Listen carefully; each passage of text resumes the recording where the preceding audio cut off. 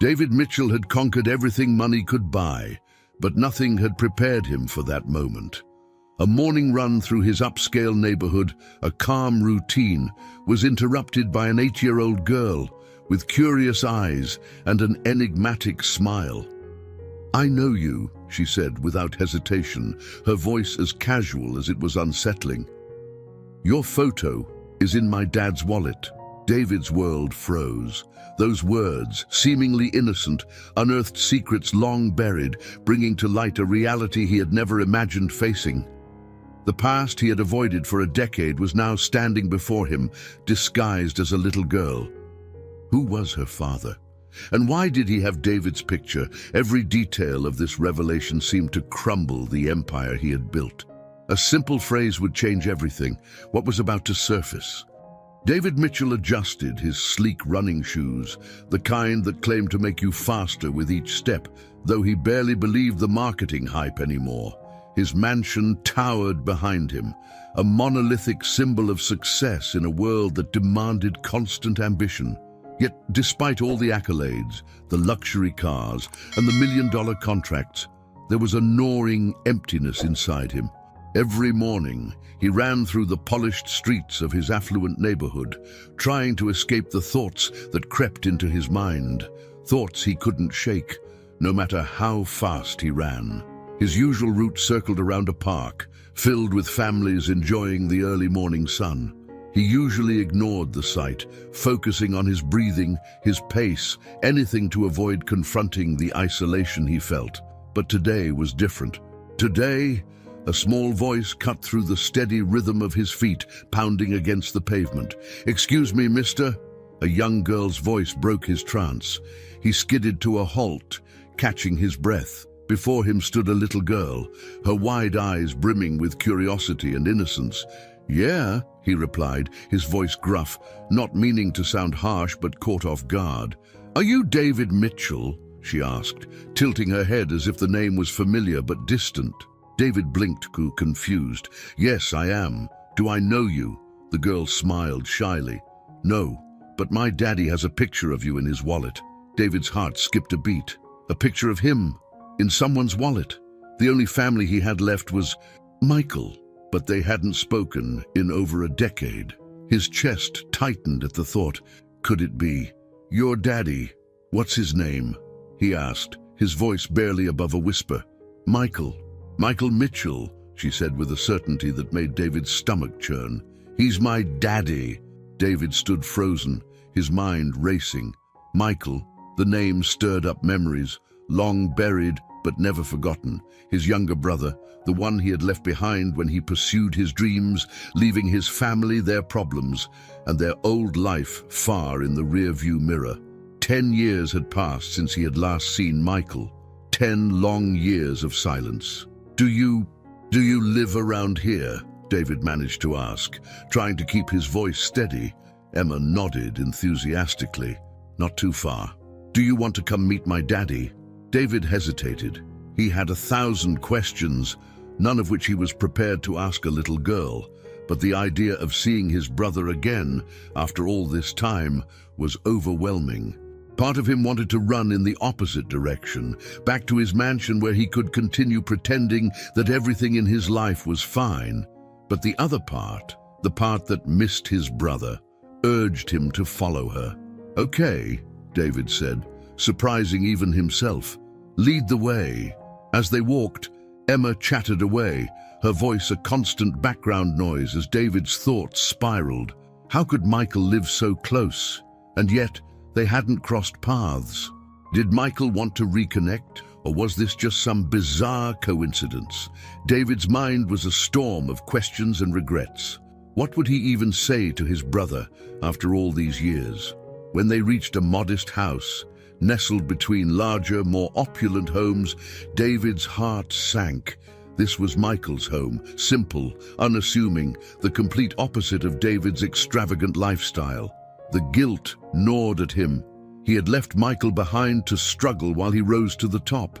"Daddy's inside," Emma said, skipping up the steps and flinging open the door without hesitation. David hesitated at the threshold. Taking a deep breath, he stepped inside, his eyes adjusting to the dim light. There, sitting at a worn dining table, was Michael. He looked older, more worn than David remembered, but there was no mistaking the familiarity in his features. Michael looked up, and for a moment, time stood still. His eyes widened as he took in the sight of his older brother, standing in his doorway after all these years. "David!" Michael's voice cracked with disbelief. David nodded, unable to speak. The air between them was thick with unspoken words, years of anger, regret, and missed moments. But in that moment, all David could feel was an overwhelming sense of loss, for the years they had been apart, for the family he had abandoned. Michael stood slowly, his movements cautious, as if unsure whether David was real or just a figment of his imagination. The tension was palpable, neither brother knowing how to bridge the gap that had grown between them. Emma, sensing the strange atmosphere, looked between her father and her uncle, her young mind unable to grasp the weight of the moment. "Daddy, you okay?" Michael swallowed hard, his eyes never leaving David's. "Yeah, sweetheart," he whispered, his voice thick with emotion. "I'm okay." David cleared his throat, struggling to find his voice. I didn't know you lived here," he said, the words feeling inadequate for the weight of the moment. Michael gave a bitter laugh. "Yeah, well, you never asked." David flinched at the words, but he knew they were deserved. He had been the one to walk away, to cut ties, to prioritize his success over his family. Now, standing in front of his brother, he felt the full weight of his choices. "I'm sorry," David whispered, the words catching in his throat. Michael's eyes softened, and for the first time, David saw a flicker of the brother he had once known, the one he had shared everything with, the one he had left behind. "Come on in," Michael said, stepping aside. "We've got a lot to talk about." David followed Michael into the small, cluttered living room. The house was nothing like his own. There were no grand chandeliers or sleek modern furniture. Instead, it was warm, lived in, with mismatched couches and family photos covering the walls. It smelled faintly of coffee and the lingering scent of last night's dinner. A sense of nostalgia washed over him as he realized how long it had been since he'd stepped into a place that felt like a home rather than a museum of his success. Emma bounced in ahead of them, unaware of the tension hanging in the air. "I'll go get my drawings. I want to show Uncle David," she exclaimed, running down the hallway before either man could respond. David sat awkwardly on the edge of the couch, his eyes scanning the room. He couldn't help but notice the photos lining the mantelpiece. There were pictures of Emma at various ages, her wide smile capturing the innocence of childhood. But what struck him most were the family photos. Michael and Emma, together at Christmases and birthdays, but no sign of Emma's mother. And then, among the more recent pictures, David saw a framed photo of their mother, a photo from years ago, before her passing. It was the same photo David had on his desk, a reminder of the family he'd lost. Michael stood in the doorway, watching David with a mixture of emotions. "You missed a lot," he said quietly, his voice heavy with the weight of the years between them. David's throat tightened. He had known this moment would come. He had avoided it for years. But now, facing the brother he'd abandoned, he didn't know what to say. "I know," David finally whispered, his eyes still fixed on the photo of their mother. "I wasn't there when she died. I wasn't there for you, for any of it. And I should have been." Michael didn't respond immediately. Instead, he walked over to the mantel and picked up the framed photo of their mother, holding it for a moment before setting it back down. "When Mom was sick, she kept asking about you," Michael said, his voice distant as he recounted the past. "She'd ask if you were coming home, if you were too busy to visit, and I lied to her. I told her you'd be there soon, that you just had things to take care of." His voice broke slightly as he turned to face David. "But you never came." David felt the weight of Michael's words like a punch to the gut. He had spent so many years convincing himself that he had made the right choices, that chasing his career, building his fortune, had been worth the sacrifices. But standing here now, listening to the pain in his brother's voice, he realized how hollow those justifications were. "I wasn't there for you either, Michael," David said softly. And I can't change that. Michael crossed his arms, his posture tense as he leaned against the wall. No, you can't, he agreed. But you made your choices, David. You chose your life, your success. And I was left to pick up the pieces. The bitterness in Michael's voice cut deep, but David couldn't argue with it. He had walked away from his family. He had chosen to focus on his business, leaving Michael to deal with everything.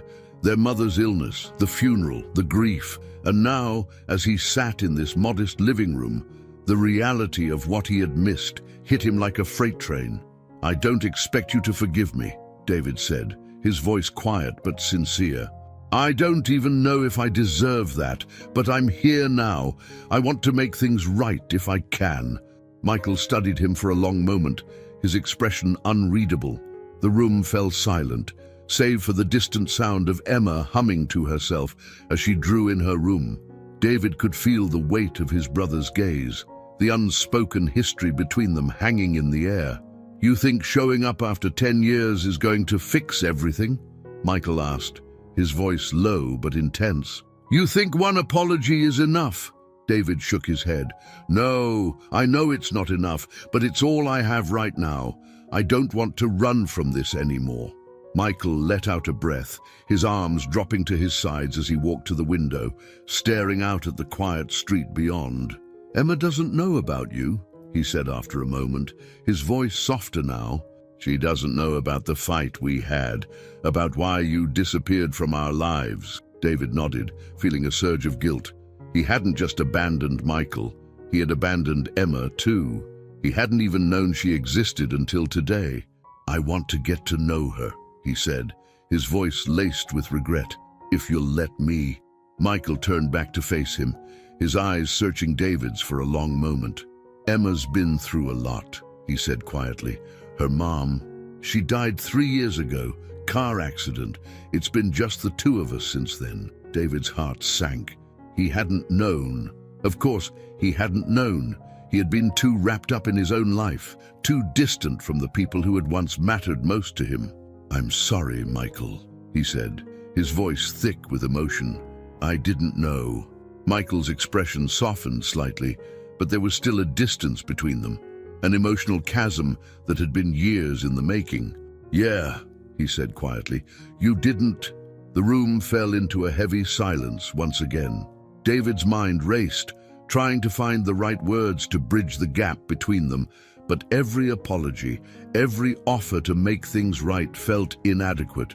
Daddy, look, Emma's voice rang out, breaking the tension as she came bounding into the room, clutching a handful of drawings.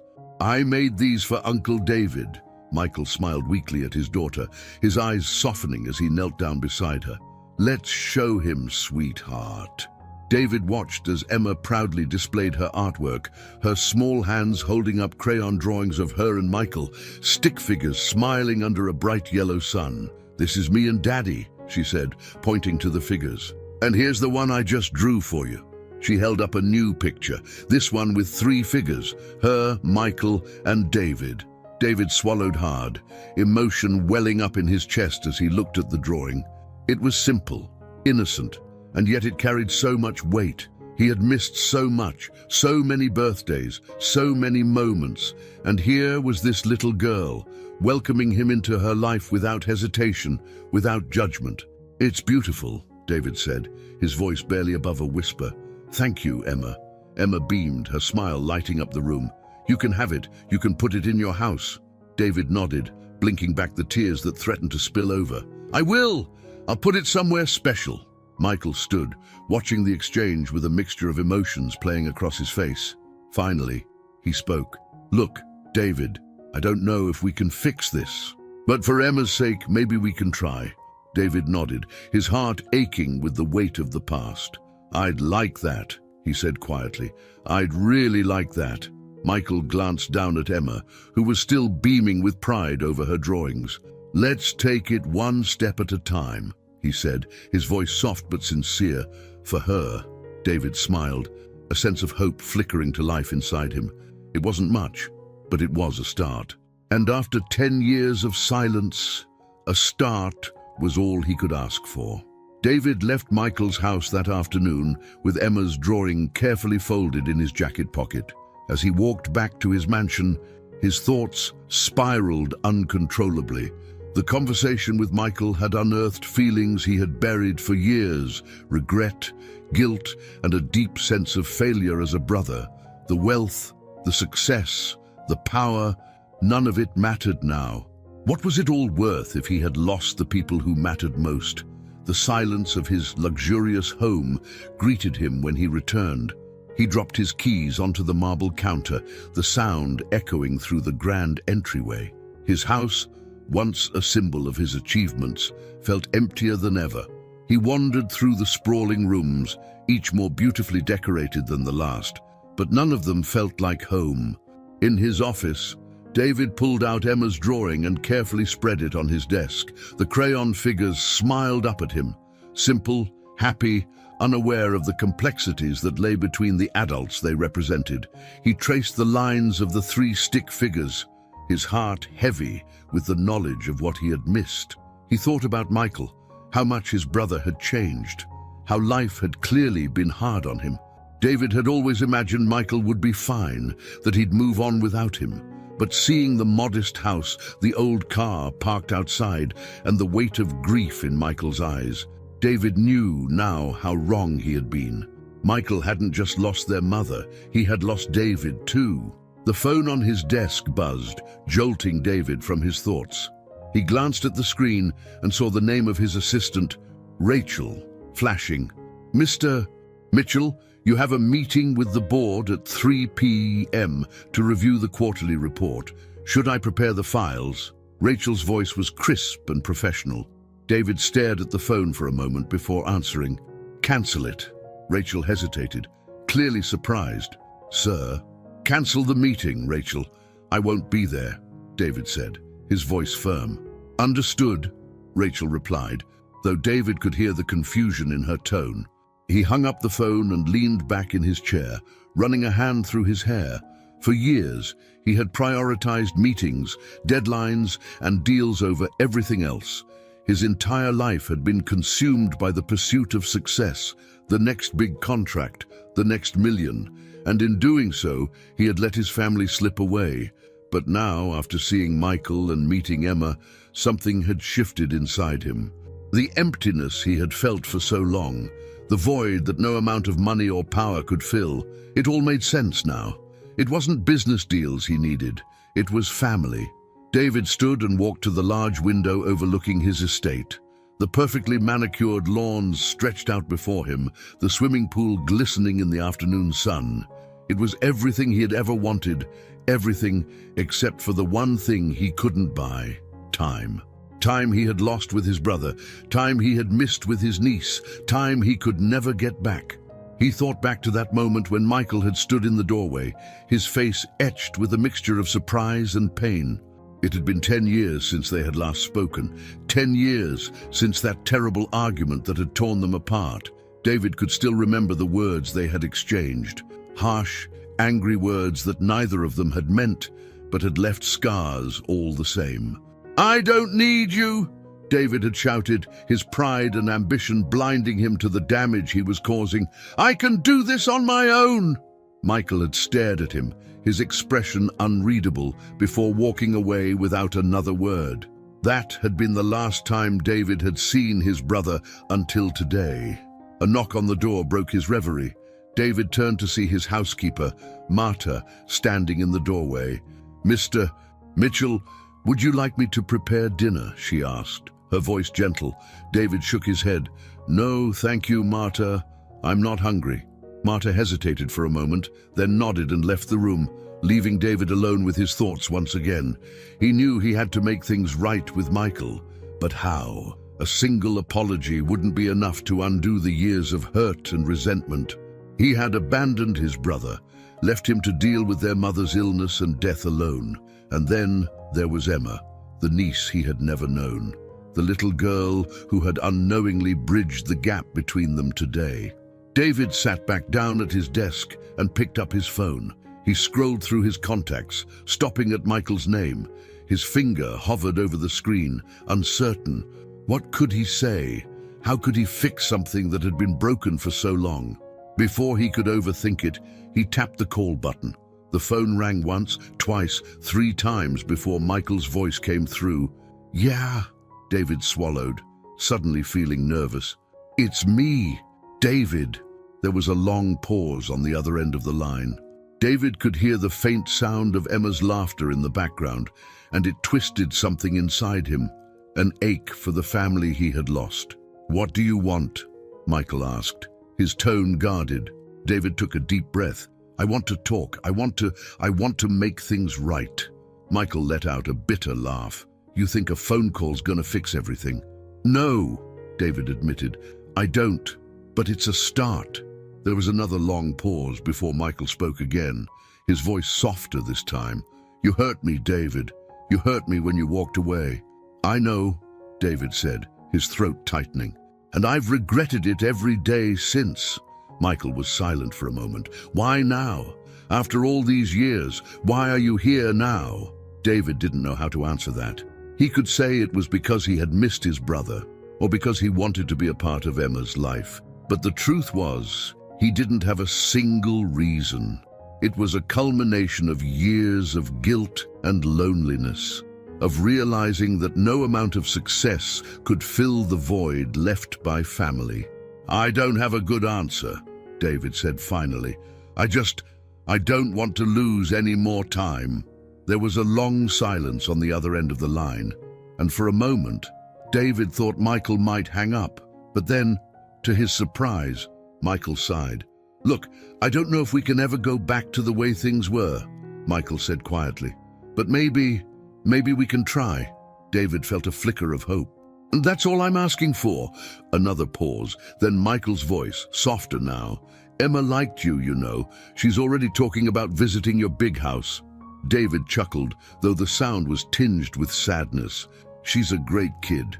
"Yeah, she is," Michael said, pride evident in his voice. "She's my whole world." David's chest tightened at the thought. He had missed so much of Emma's life, her birth, her first steps, her first words. But maybe, just maybe, he could be there for the rest of it. "Let's do something," David suggested. "The 3 of us, I don't care what, lunch, the park, whatever you want." Michael was quiet for a moment, considering the offer. "Emma would like that," he said finally. "We'll do breakfast. There's a diner near us. Nothing fancy, but Emma loves the pancakes." David smiled, relieved. "Sounds perfect. Tomorrow?" Michael asked. David nodded, even though Michael couldn't see him. "Tomorrow." They ended the call, and for the first time in years, David felt a sense of hope. It wasn't going to be easy. He knew that. There were years of hurt to mend, and it would take time. But at least now he had a chance to make things right, a chance to rebuild what he had broken. David sat back in his chair, his eyes drifting back to Emma's drawing on his desk. He smiled softly to himself, a feeling of warmth spreading through him.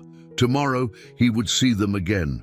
Tomorrow he would take the first step toward healing the wounds of the past.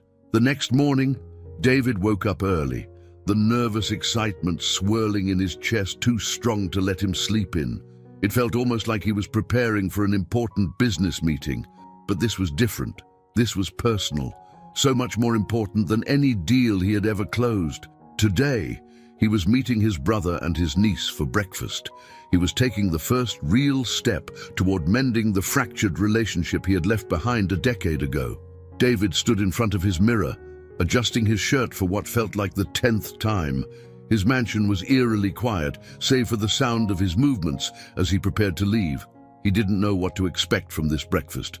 Part of him feared it would be awkward, that he and Michael would sit there, staring at their plates, unable to bridge the gap between them. But he had to try. By the time David arrived at the diner, a small, cozy place tucked away on a quiet street, Michael and Emma were already there. He spotted them through the window, Emma, animated and full of energy, and Michael, looking tired but attentive as he listened to her chatter. David hesitated for a moment before stepping inside. The warm, greasy smell of bacon and pancakes hit him immediately, and the low hum of conversation filled the air. It was a far cry from the upscale restaurants he was used to, but it felt more welcoming somehow, more genuine. "Uncle David!" Emma's excited voice rang out as soon as he stepped through the door. She waved enthusiastically from the booth where she and Michael sat, her face lighting up with pure joy.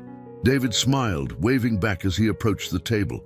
"Hey, Emma," he said, sliding into the booth across from her.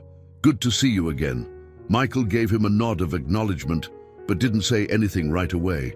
The tension between them was still palpable, though less sharp than the day before. David could feel the weight of their unresolved past hanging over them, but he pushed it aside for the moment. This breakfast wasn't about hashing out old arguments, it was about moving forward. "We already ordered," Emma announced proudly, holding up her menu. "Daddy let me pick, so we got pancakes with syrup and bacon." "You like pancakes, right?" David chuckled. "I love pancakes. Sounds like a good choice." The waitress came by to take David's drink order, and after a moment of indecision, he asked for coffee. He needed something to steady his nerves. As the waitress left, Emma launched into a story about school, something about her class pet hamster and how she got to take care of it for the weekend. David listened intently, laughing at her enthusiasm, though he could feel Michael's eyes on him the entire time. He knew Michael was still wary, still guarded, and who could blame him?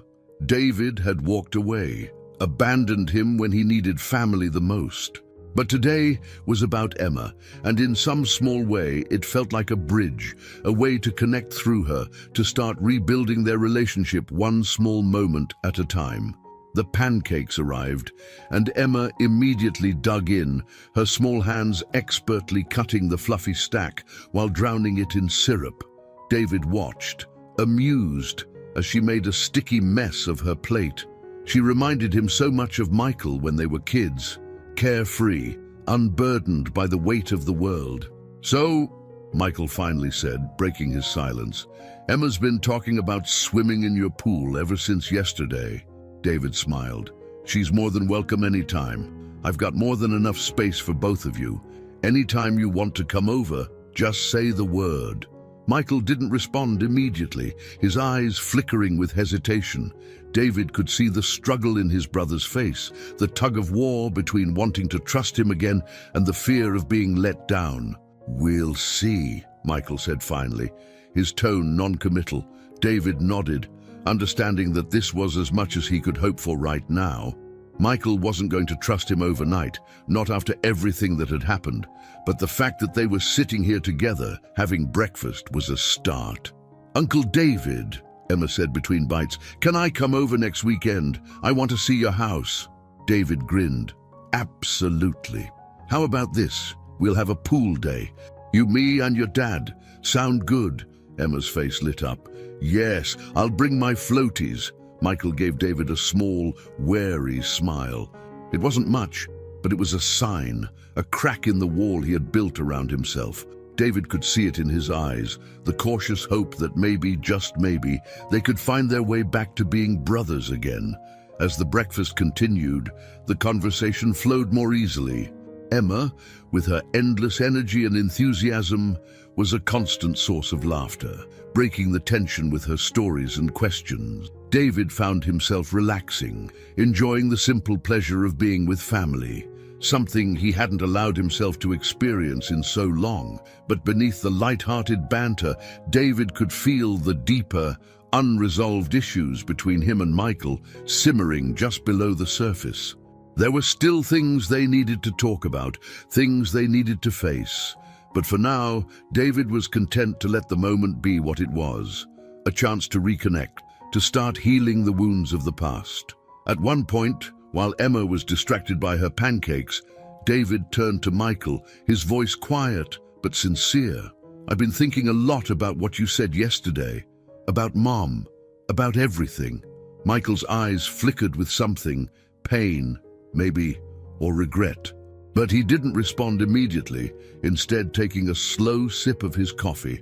"I didn't realize how much I hurt you," David continued. "I was so caught up in my own life that I didn't stop to think about what you were going through, and I'm sorry for that." Michael set his cup down, staring at it for a moment before looking up at David. "You were always chasing something." he said quietly. Success, money, whatever, and I get that. But you left me behind, David. You left me to deal with everything on my own. David's chest tightened with guilt. I know, he said softly, and I can't change that, but I'm here now, and I want to be a part of your life, a part of Emma's life. Michael studied him for a long moment, his expression unreadable. Finally, he sighed, leaning back in the booth. I don't know, David. It's not easy to just forget everything that happened. I'm not asking you to forget, David said.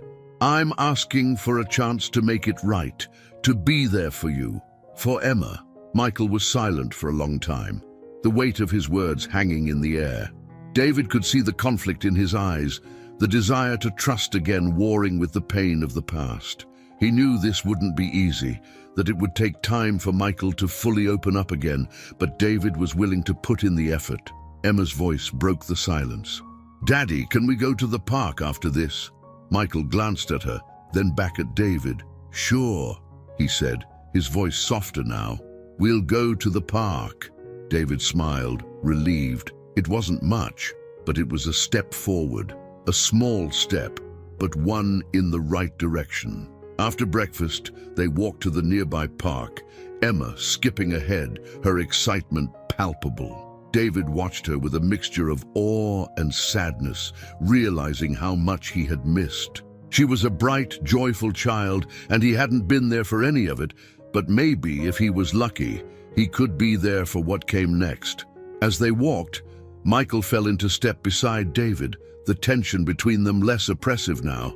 They didn't talk much, but the silence wasn't uncomfortable. It was the kind of silence that comes from understanding, from shared history. At the park, Emma ran ahead to the swings, her laughter echoing in the crisp morning air. David and Michael stood by, watching her, both lost in their own thoughts. She looks happy, David said quietly, more to himself than to Michael. Michael nodded, his eyes on his daughter. She is. She doesn't know about all the baggage. She's just a kid, and I want to keep it that way. David swallowed the lump in his throat, feeling the weight of his brother's words. He had been so focused on his own guilt, his own regrets, that he hadn't fully realized how much Michael had carried all these years. He had been both mother and father to Emma, while David had been absent.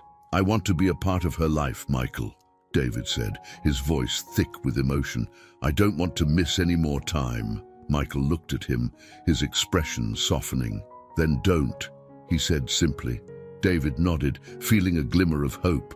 He wasn't sure what the future held, but for the first time in years, it felt like he had a chance, a real chance to rebuild what he had broken. The afternoon sun hung low in the sky by the time they left the park. Emma, still full of energy, skipped ahead, oblivious to the complicated emotions that simmered between her father and her uncle. David walked beside Michael in silence, feeling the weight of their shared history pressing down on him. He had wanted this day to go smoothly, to feel like they were making real progress toward healing, but he could sense that there was still something unspoken between them. As they approached Michael's house, Emma turned and ran back toward them, her face flushed with excitement. Uncle David, can we go swimming next weekend? Please, she asked, tugging at his hand. David smiled, his heart swelling at the thought of her joy. Of course, Emma. We'll make a whole day of it. You can bring your favorite floaties. Emma grinned, her happiness contagious. Yes, I can't wait, she exclaimed, then ran ahead into the house. David and Michael stood outside for a moment, neither of them in a hurry to follow her in. Michael leaned against the railing of the front steps, his arms crossed as he looked at his brother. She really likes you, Michael said, his voice quiet. She's been talking about you non-stop since yesterday. David felt a mixture of pride and guilt at his brother's words. It felt good to know that Emma had taken to him so quickly, but it also reminded him of everything he had missed. He had been absent for so long, and yet here was this little girl who had accepted him without question. If only it could be that simple with Michael. I'm glad, David said, shoving his hands into his pockets. She's an amazing kid. You've done a great job with her, Michael. Michael didn't respond right away. Instead, he stared off into the distance, his jaw clenched as if he was wrestling with something inside. Finally, he sighed and shook his head. "I don't know how much longer I can keep doing it alone." David's heart ached at the vulnerability in his brother's voice. For years, Michael had been carrying the weight of raising Emma by himself, and David hadn't been there to help. He hadn't been there for anything. "You don't have to," David said softly. "I want to be here for you, for Emma. Whatever you need, I'm here." Michael looked at him, his eyes filled with a mixture of hope and doubt. "It's not that easy, David," he said, his voice heavy with emotion. "You've been gone for so long. You don't just get to show up one day and fix everything." David nodded, knowing that his brother was right. He couldn't erase the past with a few kind words and promises, but he could try. He had to try. "I know I've got a lot to make up for," David said, his voice thick with sincerity. "I know I can't undo the years I've missed, but I'm not going anywhere this time. I want to be part of your lives, Michael. I want to be part of the family again." Michael's eyes softened, but there was still a guardedness in his expression. "Family," he repeated, as if the word itself carried too much weight to believe. "You walked away from family, David?" David flinched at the truth in his brother's words. He had walked away. There was no denying that. But standing here now, seeing the pain in Michael's eyes, he realized just how much he had lost by doing so. "I thought I was doing the right thing," David admitted, his voice barely above a whisper. "I thought that by leaving, by focusing on my career, I was doing what was best for me. But I was wrong. I lost you, Michael. I lost my family." Michael sighed deeply, his shoulders slumping as he ran a hand through his hair. "It wasn't just you that I lost," he said quietly. "Emma lost her uncle. Our mother lost her son." The mention of their mother hit David like a punch to the gut. He had spent so many years trying not to think about her, about how he had failed her in her final days. But now, hearing Michael say it out loud, the guilt came rushing back in full force. "I wasn't there for her," David said, his voice cracking. "I wasn't there when she needed me most." Michael looked at him, his expression filled with a mix of sorrow and anger. "She asked about you every day, you know. Even when she was too sick to get out of bed, she would ask me when you were coming home. I kept telling her you'd be there soon, that you were just busy, but you never came." David swallowed hard, the shame almost too much to bear. "I know," he whispered. "I know I failed her. I failed you." The air between them was heavy with unspoken grief, the pain of their mother's death still a raw wound that neither of them had fully healed from. David had tried to bury it, to push it down beneath layers of success and wealth, but it had always been there, festering in the back of his mind. "I don't expect you to forgive me," David said, his voice trembling with emotion. "But I want you to know that I'm sorry for everything." Michael was silent for a long time, his eyes fixed on the ground. When he finally spoke, his voice was low and filled with a quiet sadness. "It's not about forgiveness, David. It's about trust. And right now, I don't know if I can trust you." David felt his heart sink at his brother's words, but he understood. Trust wasn't something that could be rebuilt overnight. It would take time, time that David was willing to give, if it meant he could be part of Michael's life again. "I get it," David said softly. "I know it'll take time, but I'm here for the long haul, Michael. I'm not going anywhere this time." Michael looked at him, his eyes searching David's face for a moment before he nodded slowly. "I hope that's true," he said quietly. "For Emma's sake, I hope that's true." David's heart swelled with a mixture of hope and guilt. He knew that this wasn't a resolution, but it was a step in the right direction. For the first time in years, he felt like there was a chance, however small, that they could rebuild what had been lost. Later that evening, after returning to his mansion, David found himself sitting in the darkness of his expansive living room, the only light coming from the fireplace that crackled softly in the background. The silence of the house was deafening. It had never bothered him before, but now, after spending the day with Michael and Emma, the emptiness felt suffocating. He reached into his jacket pocket and pulled out Emma's drawing, unfolding it carefully. The simple crayon lines were crude, but they held so much meaning. 3 figures, him, Michael, and Emma, stood under a bright sun, their stick-figure arms linked together. David traced his fingers over the paper, his heart heavy with emotion. He had spent so many years chasing success, believing that it would bring him happiness. But now, looking at this innocent drawing, he realized how wrong he had been. The success, the wealth, the power, it had all come at a cost. A cost he wasn't willing to pay anymore. He thought about his conversation with Michael, about the pain and betrayal that still lingered between them. He had a long way to go before Michael could trust him again. But today had been a start. A small step toward healing the wounds of the past. David's phone buzzed on the coffee table, jolting him from his thoughts. He glanced at the screen and saw Rachel's name flashing.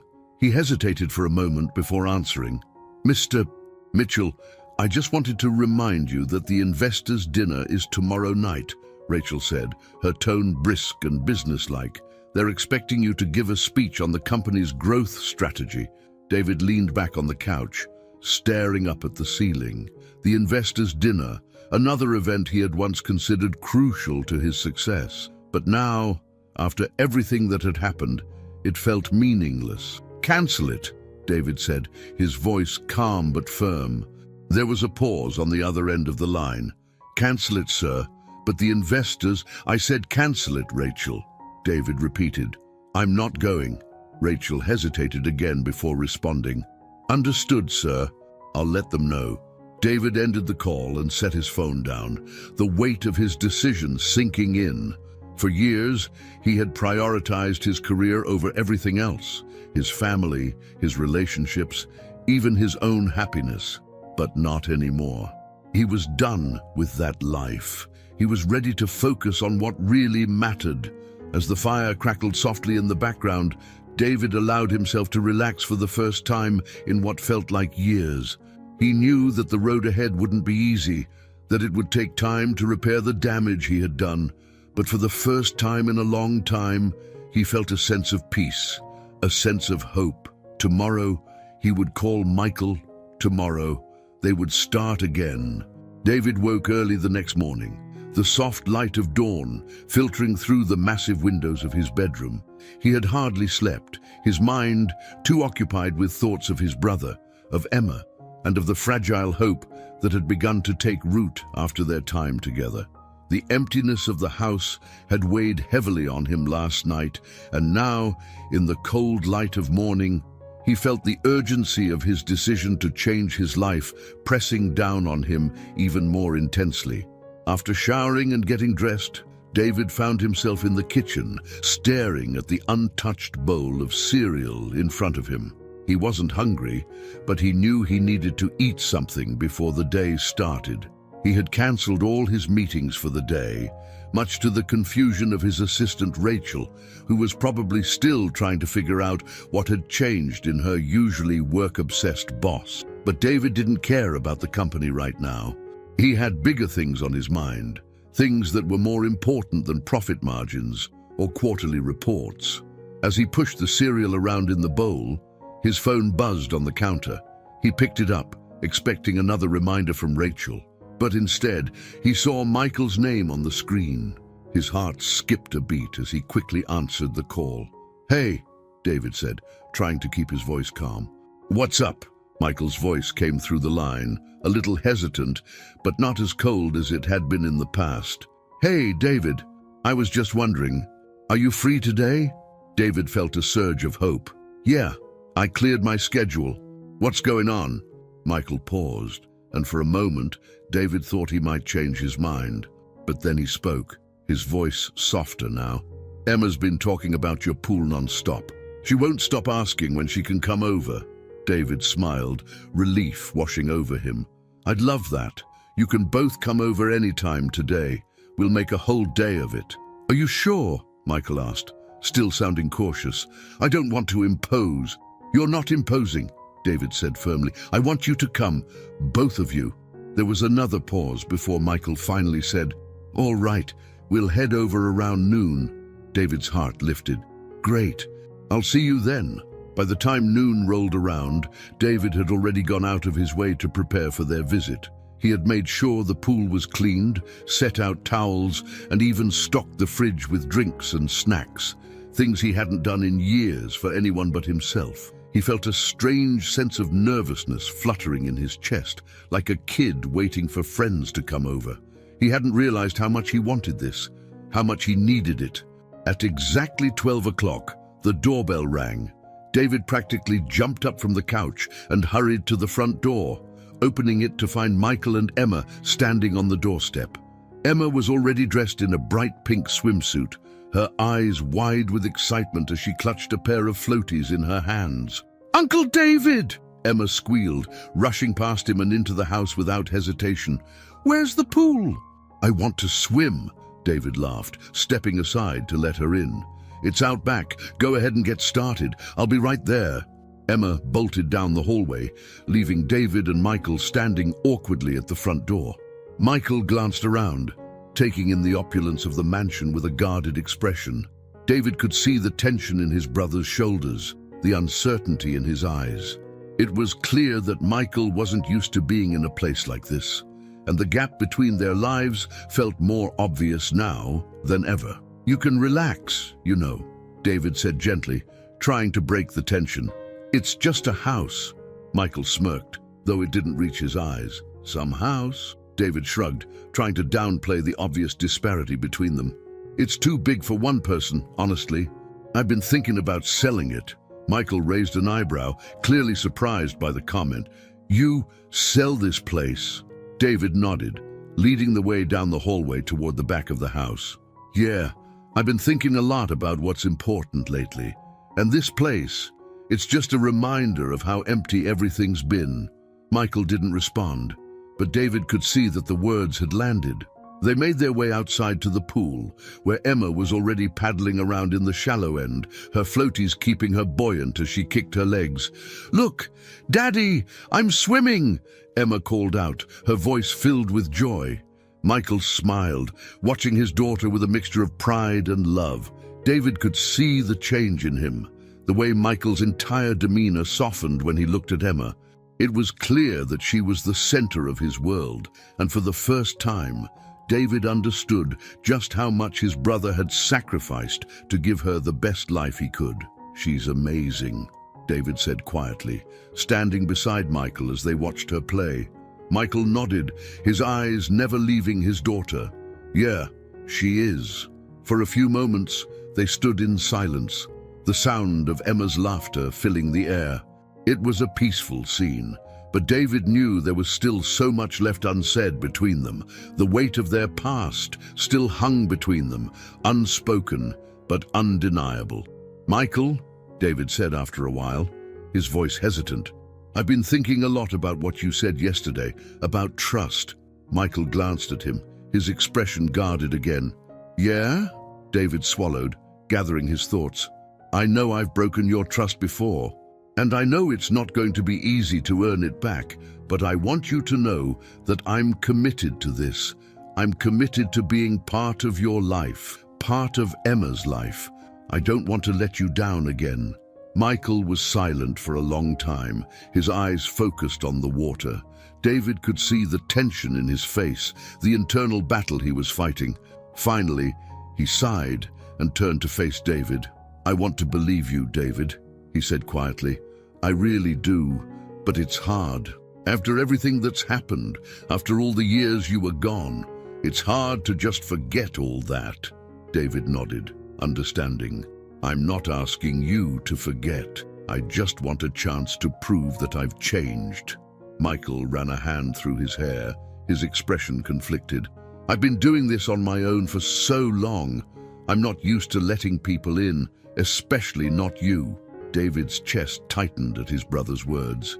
He could hear the pain in Michael's voice, the deep scars that had been left by his absence, but he also heard something else, something more hopeful. Michael wanted to trust him again, but he didn't know how. "You don't have to do it on your own anymore," David said softly. "I'm here now, and I'm not going anywhere." Michael looked at him for a long moment, his eyes searching David's face as if trying to gauge the sincerity of his words. Finally, he nodded, though his expression remained wary. "We'll see," Michael said quietly. "Let's just take it one step at a time." David smiled, feeling a rush of relief. It wasn't a full reconciliation, but it was progress.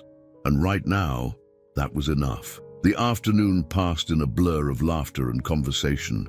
Emma kept David and Michael busy with her endless energy, swimming and splashing in the pool while they watched from the edge. It felt good, natural even, to be together like this. For the first time in a long time, David felt like he was part of something bigger than himself. As the sun began to set, casting a golden glow over the water, Emma finally climbed out of the pool, wrapped in a towel. She sat between David and Michael, her eyes drooping with exhaustion, but her face still beaming with happiness. "That was the best day ever," Emma declared, leaning her head against Michael's arm. David smiled, his heart swelling at the sight of her contentment. "I'm glad you had fun, Emma." "We should do it again," she said, her voice sleepy but insistent. "Every weekend." David chuckled.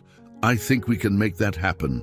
Michael glanced at him, and for a brief moment, David saw a flicker of something in his brother's eyes, something that looked like trust. It was faint, but it was there. "I'll hold you to that," Michael said, his tone lighter than it had been earlier in the day. David nodded, feeling a sense of hope that he hadn't felt in years. It was a small step, but it was a step in the right direction. As the evening came to an end, Michael and Emma prepared to leave. David walked them to the door, feeling a strange reluctance to let them go. "Thanks for today," Michael said, his voice quiet but sincere. "It meant a lot to Emma. And to me," David smiled, feeling a warmth spread through him. "It meant a lot to me too." They stood there for a moment, the silence between them no longer filled with tension, but with understanding. There was still a long way to go, but for the first time, David felt like they were heading in the right direction. As Michael and Emma drove away, David stood in the doorway, watching their car disappear down the street. A sense of peace settled over him, something he hadn't felt in years.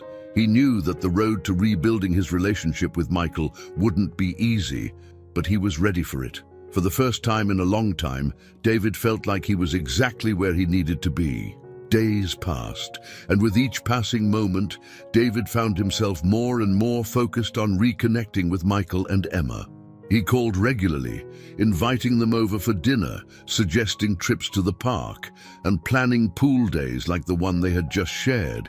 Each time, Michael hesitated, but eventually agreed, and David could sense that his brother was slowly beginning to thaw.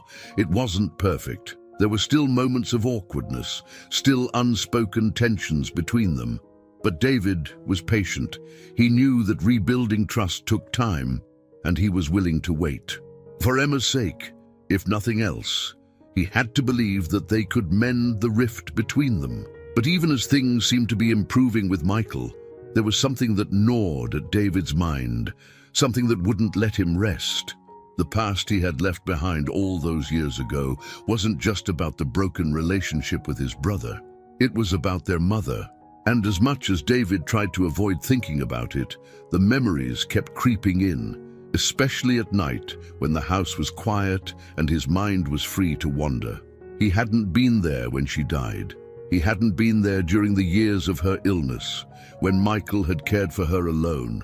And the guilt of that absence had haunted David ever since. He had buried himself in work, in the pursuit of success, telling himself that it was all for the greater good. But now, looking back, he could see how hollow those justifications were. One evening, after a particularly long day, David sat alone in his living room, a glass of whiskey in his hand. The house was dark, save for the dim light from the fireplace. He stared into the flames, his thoughts drifting to his mother once again. The last time he had seen her, she had been vibrant, full of life. He had promised to visit more, to stay connected. But that had been a lie he had told himself as much as her. The familiar weight of regret settled on his chest, heavy and suffocating. He took a sip of his drink, hoping to dull the ache, but it only seemed to amplify the emotions he had been trying to avoid. His phone buzzed on the coffee table, pulling him from his thoughts. It was Michael. David hesitated for a moment before answering. "Hey, Michael." "Hey," Michael replied, his voice quiet but clear. "I've been thinking about Mom." David's heart skipped a beat. He hadn't expected this. They had both been skirting around the topic for days, avoiding the deeper conversations that would inevitably force them to confront their shared grief. "Yeah?" David said, trying to keep his voice steady. "Emma asked about her today," Michael continued. "She's been asking more questions lately about her grandma, about why she never met you until now." David swallowed hard, guilt rising in his throat. He had never even considered how his absence might affect Emma's understanding of their family. "What did you tell her?" "I told her the truth," Michael said, though there was no accusation in his voice, "that we hadn't spoken in a long time. That things happened between us and we drifted apart." David nodded, though Michael couldn't see him. "It's more complicated than that," he said quietly. Michael sighed, the sound heavy with exhaustion. "I know it is, but I don't know how to explain it to her in a way that makes sense. How do you explain something like that to an 8-year-old? David's chest tightened. He couldn't imagine what it must be like for Michael to field questions about their fractured family. He had missed so much, not just in Emma's life, but in his brother's too. He had left Michael to bear the burden of their mother's death alone, and now he was asking him to deal with the fallout of David's absence as a father figure too. "I've been thinking about her a lot," David said, his voice barely above a whisper. "Mom, I never really dealt with it, you know. I just ran away from it all." Michael was silent for a moment before he spoke again. "I don't know if you ever realized how hard it was. After you left, she was devastated. She tried to pretend everything was fine, but I could see it. She missed you, David. She missed you every day." David clenched his jaw, the guilt clawing at him like a physical force. He had known, on some level, that his departure had hurt their mother. But hearing Michael say it out loud made it real in a way that David hadn't fully processed before. "I don't know how to make up for that," David said quietly. "I don't think I ever can." Michael didn't respond immediately, and when he did, his voice was softer, less guarded than it had been in the past. "You can't change what happened," he said, "but you can change what happens next." David nodded, the weight of Michael's words settling in his chest. He had spent so long running from his past, but now it was time to face it. He couldn't undo the pain he had caused, but maybe, just maybe, he could make things right moving forward. The next day, David found himself sitting in his car, parked outside a modest cemetery on the outskirts of town. He hadn't been here since their mother's funeral. In fact, he had barely made it to the funeral at all, arriving just in time for the burial and then slipping away before anyone could notice. But now, as he sat in the car, staring at the rows of headstones, he knew that he couldn't run from this any longer. He had to face it. He had to confront the grief and the guilt that had been festering inside him for so many years. He stepped out of the car, the cool autumn breeze ruffling his hair as he made his way through the cemetery. The leaves crunched underfoot, and the air smelled faintly of pine and earth. It was peaceful here, quiet in a way that made the heaviness in David's chest feel even more pronounced.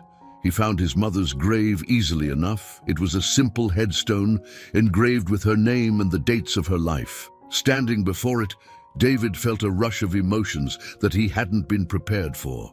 Guilt, grief, regret. It all washed over him like a wave, threatening to pull him under. "I'm sorry," he whispered, his voice barely audible in the stillness of the cemetery. "I'm so sorry." He didn't know what else to say. What could he say? That he had been selfish, that he had abandoned her when she needed him most. There were no words that could make up for that. I thought I was doing the right thing," he continued, his throat tight with emotion. "I thought if I focused on my career, if I became successful, that it would somehow make everything better, but it didn't. It just made me lose everything."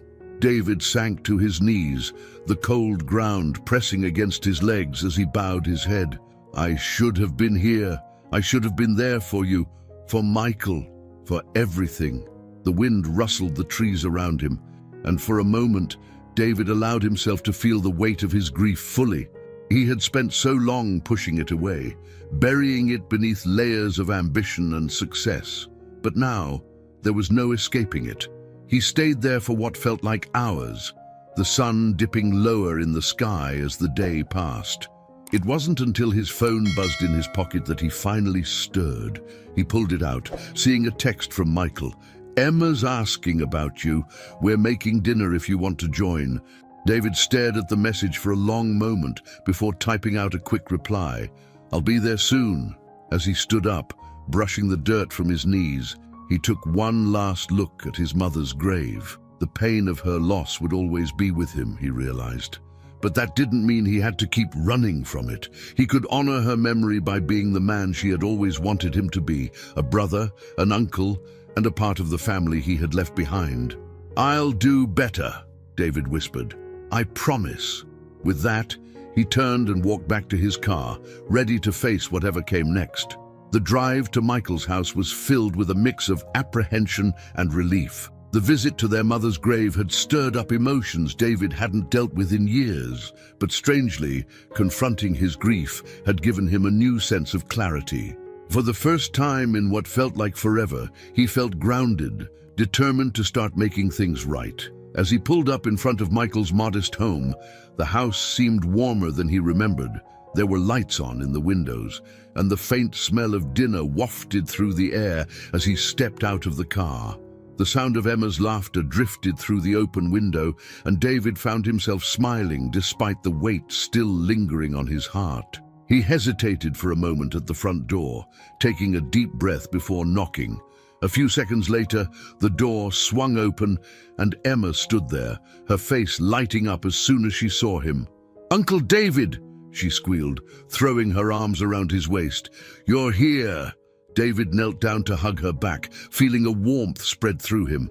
"Of course I'm here," he said, his voice soft. "I wouldn't miss it." Emma pulled back, beaming up at him. "Daddy's making spaghetti, and I helped. You have to try it." David smiled, his heart swelling at her excitement. "I can't wait." Emma grabbed his hand and tugged him inside, leading him toward the small kitchen. The scent of garlic and tomato sauce filled the air, and David found himself instantly transported back to their childhood, back to the nights when their mother would cook the same meal, and the house would be filled with laughter and warmth. Michael was standing at the stove, stirring a pot of sauce. He glanced up when David entered, offering a small smile. "Hey," he said, his voice casual but carrying the weight of the moment. "Hey," David replied, feeling a little awkward as he stepped further into the kitchen. Michael wiped his hands on a towel and nodded toward the table. "Dinner's almost ready. I hope you're hungry." David chuckled, trying to ease the tension. "Starving." They sat down to dinner a few minutes later, Emma bouncing in her seat as she proudly displayed her contribution to the meal, freshly baked garlic bread that she had helped toast.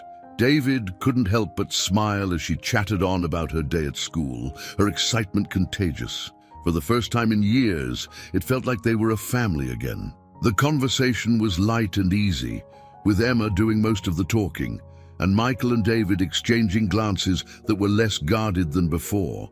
There was still a lot left unsaid, but in that moment, it didn't matter. They were together, and that was enough. As dinner wound down, and Emma excused herself to go watch her favorite show in the living room, the atmosphere between David and Michael shifted. Without Emma to fill the silence, the unspoken history between them seemed to creep back into the room. Michael cleared his throat, leaning back in his chair. "So, how have you been?" It was a simple question, but it carried so much weight. David had been so focused on reconnecting with his family that he hadn't really stopped to think about how to answer that question honestly. "I've been better," David admitted, his voice quieter now. "I've been thinking a lot about everything. About Mom, about us, about the time I lost." Michael nodded slowly, his expression contemplative. "I figured as much. You're different lately, more reflective." David laughed softly, though there was no humor in it. "Yeah, I guess visiting Mom's grave brought a lot of that to the surface." Michael looked at him, surprise flickering in his eyes. "You went to the cemetery?" David nodded, his throat tightening.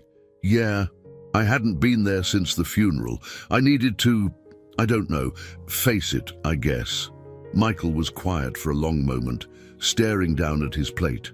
"I'm glad you did," he said finally, his voice barely above a whisper. "I've been going there pretty regularly, but it always felt like something was missing, like we hadn't fully said goodbye to her, you know?" David swallowed hard, nodding in agreement. "I know exactly what you mean." The air between them grew heavy with emotion, and for the first time, David felt the weight of their shared grief pressing down on both of them. It wasn't just the pain of their mother's death, it was the years of distance and silence between them, the wounds that had never fully healed. Michael sighed, running a hand through his hair.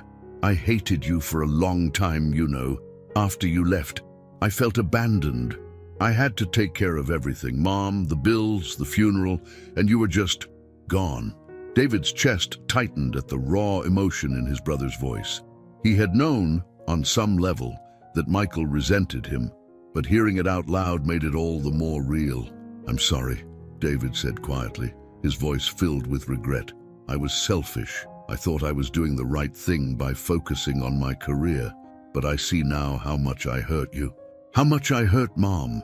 Michael didn't respond right away. Instead, he stared down at the table, his jaw clenched as he processed David's words. After a long pause, he spoke again, his voice softer this time. "I don't want to keep carrying this around, David," he said, his eyes finally meeting his brother's. "I don't want to keep hating you, but it's hard. It's really hard." David nodded, understanding. "I know it is, and I don't expect you to forgive me overnight. I just want you to know that I'm here. I'm not running away this time." Michael let out a breath, the tension in his shoulders easing just a little. "I believe you," he said quietly, "but it's going to take time." David smiled, though the weight of their conversation still lingered. "I'm okay with that." They sat in silence for a few moments, the heavy conversation finally settling. There was still so much between them, so many years of anger and hurt, but this was the first time they had truly talked about it, the first time they had acknowledged the pain they had both carried for so long. As the evening wore on, Michael excused himself to check on Emma, leaving David alone at the table. He stared down at his empty plate, his mind racing with thoughts of their conversation. It wasn't a resolution, but it was a step forward, and for now, that was enough. Later that night, after Emma had gone to bed, Michael walked David to the door. The tension from earlier had eased, and there was a quiet understanding between them now, an unspoken agreement that they were both committed to making things work, even if it took time. "Thanks for coming over," Michael said, his voice sincere. Emma loved it, and it was good to talk. David smiled, feeling a warmth spread through him. "Yeah, it was. I'm glad we're doing this." Michael nodded, though there was still a hint of caution in his expression. "We'll see how it goes." David laughed softly. "Fair enough." They stood there for a moment, the silence between them comfortable now, no longer filled with the tension of unresolved emotions. It wasn't perfect, but it was progress. And for the first time in years, David felt like they were heading in the right direction. As David turned to leave, Michael called after him. "Hey, David." David paused, turning back to face his brother. "Yeah." Michael hesitated for a moment, then spoke, his voice quieter now. "I'm glad you came back." David's chest tightened at the words, but he smiled, feeling the weight of them settle in his heart. "Me too, Michael. Me too." With that, he walked out into the cool night air, the sense of hope that had been building inside him, growing stronger with each passing moment. There was still a long road ahead of them, but for the first time in years, he believed that they could find their way back to each other, and this time, he wasn't going to let go. The following days felt different for David. Each morning, he woke up with a renewed sense of purpose. For the first time in years, his thoughts weren't consumed by work, deals, or boardroom strategies. Instead, his mind was on Michael and Emma, on the new bridge that was slowly being built between them. They had fallen into a kind of routine. Michael would text him about Emma's soccer games, or he'd drop by for dinner at Michael's house. David had even suggested they go to the zoo together, an idea that Emma had latched onto with enthusiasm, dragging her father into the excitement. But beneath the surface, David could feel the weight of something unspoken, an undercurrent of tension that neither he nor Michael had addressed. While things were improving, there were still old wounds that hadn't fully healed, and sometimes the silence between them felt heavier than the words they shared. It came to a head one afternoon when David decided to invite Michael and Emma to his house again for a barbecue. The day was perfect, sun shining, a light breeze blowing across the pool, and the smell of grilling meat filling the air. Emma had been swimming for hours, her laughter echoing off the water as David and Michael sat nearby, talking quietly over beers. For the first time in a long time, David felt like they were almost normal, like the years of distance and hurt were finally beginning to fade into the background. But just as they seemed to settle into that comfortable rhythm, the cracks in their relationship began to show. "So," Michael said suddenly, his voice quiet but carrying an edge, "you're still planning on selling this place?" David blinked, caught off guard by the question. He set his beer down and nodded slowly. "Yeah, I've been thinking about it a lot lately. This house, it's too big. It doesn't feel like home anymore." Michael snorted softly, his gaze drifting toward the sprawling mansion behind them. "Doesn't feel like home, huh?" David could hear the bitterness in his brother's tone, and his chest tightened. "What's that supposed to mean?" Michael shrugged, taking a long sip of his beer before responding. "Just funny, that's all. You spend years building this empire, this massive house, and now you decide it's not what you want." David's jaw clenched, the tension in the air palpable. He hadn't expected this conversation. Not today, not after the progress they had been making. But he could see it now, the resentment that Michael had been holding on to, simmering just beneath the surface. "It's not that simple," David said, trying to keep his voice calm. "I thought this was what I wanted. But things have changed. I've changed." Michael laughed, though there was no humor in the sound. "You've changed. You've been back for what, a few weeks? And suddenly you've changed." David frowned, his frustration growing. "Look, I know I screwed up. Okay, I know I was gone for a long time, but I'm trying to make things right now." "Are you?" Michael's voice was sharp, his eyes narrowing as he looked at David. "Because it feels like you're just doing what you've always done, making decisions for yourself without thinking about anyone else." David's heart pounded in his chest, the familiar feelings of guilt and anger rising up inside him. He had been trying, really trying, to be there for Michael and Emma, to make up for the years he had lost. But now, hearing Michael's accusations, it felt like all his efforts were being thrown back in his face. "I'm not that guy anymore, Michael," David said, his voice tight with emotion. "I'm not the selfish asshole who left you behind. I'm here now. I'm trying to be part of your life, part of Emma's life." Michael shook his head, his expression hardening. "But you weren't there when it mattered, David. You weren't there when Mom died. You weren't there when Emma was born.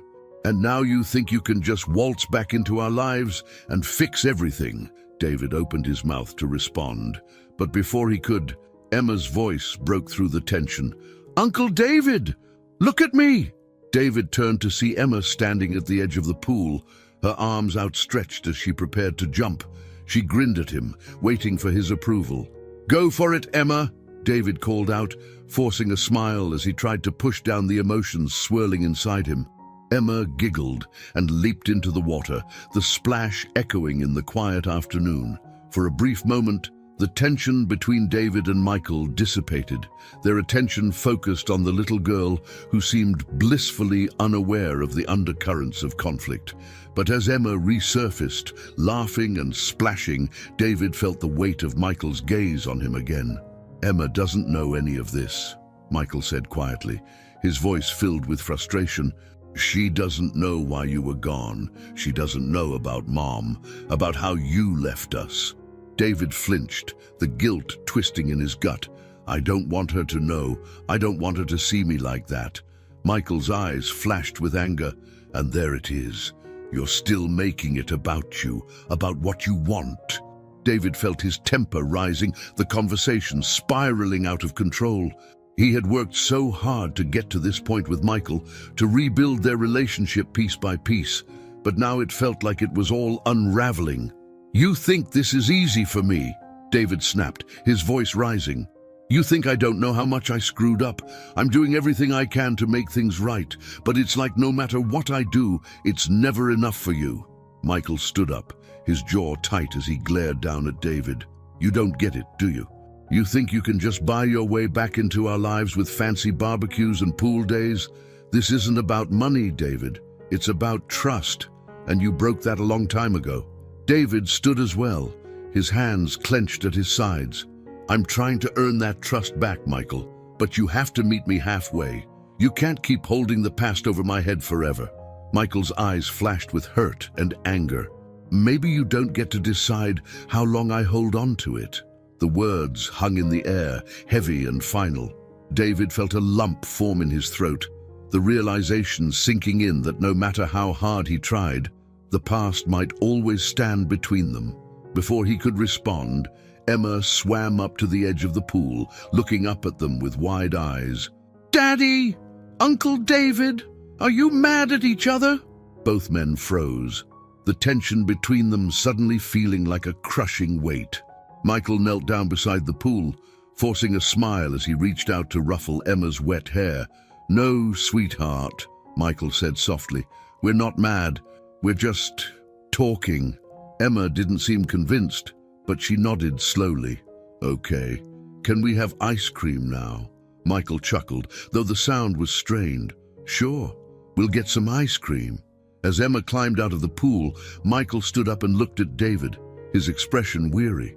We'll talk later, David nodded, his chest tight with emotion. He watched as Michael wrapped a towel around Emma and led her inside, leaving David alone by the pool. The sound of the water lapping against the tiles filled the silence, but it did little to soothe the storm of emotions raging inside him. For the first time since he had come back into their lives, David wondered if maybe, just maybe, he couldn't fix this. No matter how hard he tried, the past might be too much for Michael to forgive. Later that evening, after Michael and Emma had left, David sat alone by the pool, staring out at the water. The sun had long since set, and the night air was cool against his skin. He hadn't felt this lost in years, not since the day he had walked away from his family all those years ago. He had thought that coming back, trying to rebuild those connections, would be enough. But now, it felt like everything was slipping through his fingers. As he sat there, lost in thought, his phone buzzed on the table beside him. He picked it up, expecting another business-related text, but instead, it was a message from Michael. We'll figure this out, but it's going to take time. David stared at the words, a mixture of relief and frustration flooding through him. He wanted things to be better now. He wanted to fix everything. But maybe Michael was right. Maybe some things just couldn't be rushed. With a heavy sigh, David typed out a quick reply. I know. I'm not giving up. He set his phone down and leaned back in his chair, the cool night air wrapping around him like a blanket. He wasn't giving up. Not on Michael, not on Emma, and not on the family he had lost. But he also knew that this wasn't going to be easy. There were still cracks in their relationship, cracks that ran deep. And it was going to take more than just words to fix them. The tension from the barbecue lingered in the days that followed. Michael's words echoed in David's mind. It's about trust, and you broke that a long time ago. No matter how much progress they made, it was clear that the past wasn't something Michael could easily move beyond.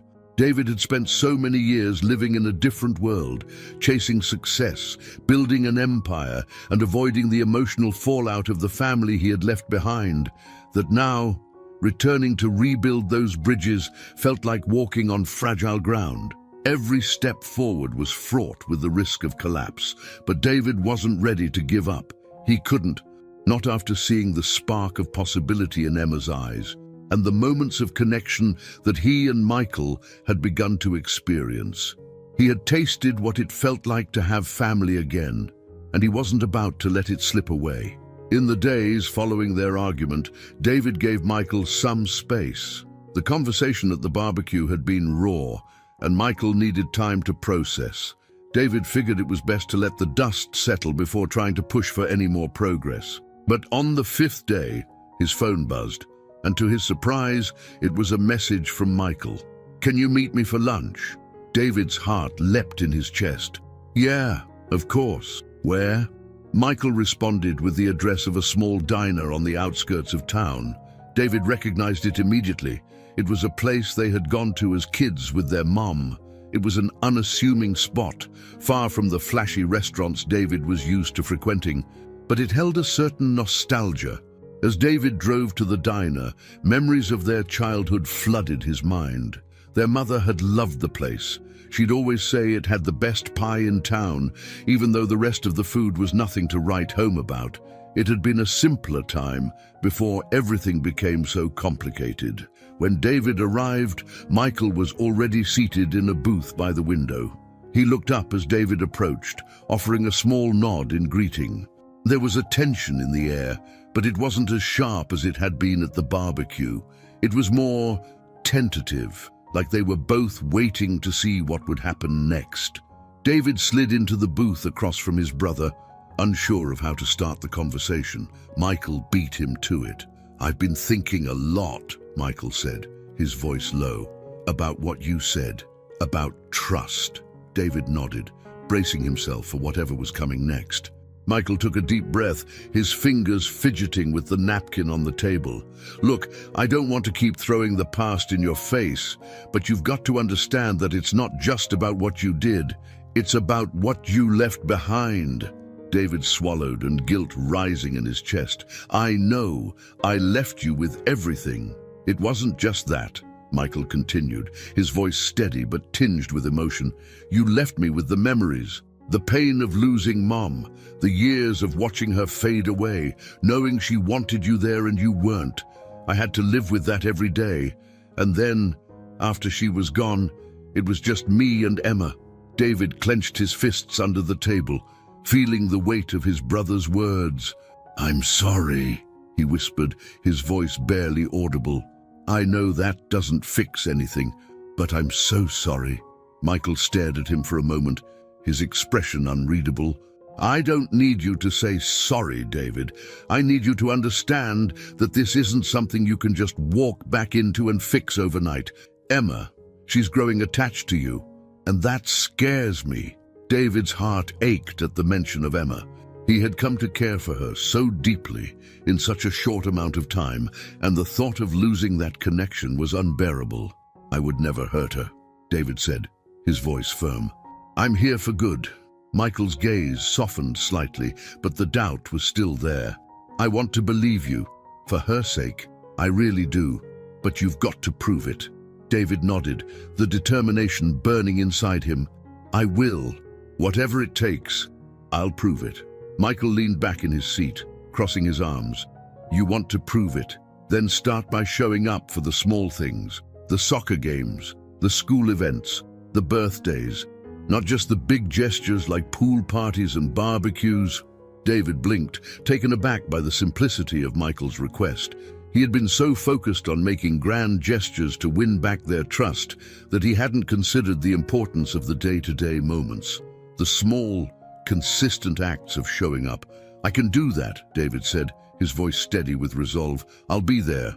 Michael nodded, though he still looked cautious. "Emma has a soccer game tomorrow afternoon. Why don't you come?" "I'll be there," David promised. The next day, David found himself standing on the sidelines of a soccer field, surrounded by parents and kids, feeling slightly out of place in his tailored suit. He had come straight from a meeting, and the contrast between the corporate world he had just left and the world of children's soccer couldn't have been more stark. He scanned the field, searching for Emma. It didn't take long to spot her. She was in the middle of the field, her bright pink jersey standing out among the sea of green. She was running toward the ball, her face set in determination as she kicked it toward the goal. David smiled, a sense of pride swelling in his chest as he watched her. She was good, quick on her feet and focused. He could see the joy in her movements, the pure, unfiltered happiness of a child playing the game she loved. Michael stood a few feet away, watching the game with an intensity that made David smile. It was clear that being a father was Michael's whole world, and David admired that about him. He had done such a good job with Emma, raising her on his own, and now David wanted to be a part of that. He wanted to help in whatever way he could. As the game went on, David found himself getting more and more into it, cheering along with the other parents, clapping when Emma's team scored. Every time she looked over at him, he waved, and she grinned back at him, her eyes lighting up with excitement. When the game ended, Emma came running over, her face flushed with exertion but beaming with pride. "Did you see that, Uncle David? We won!" David laughed, kneeling down to her level. "I saw.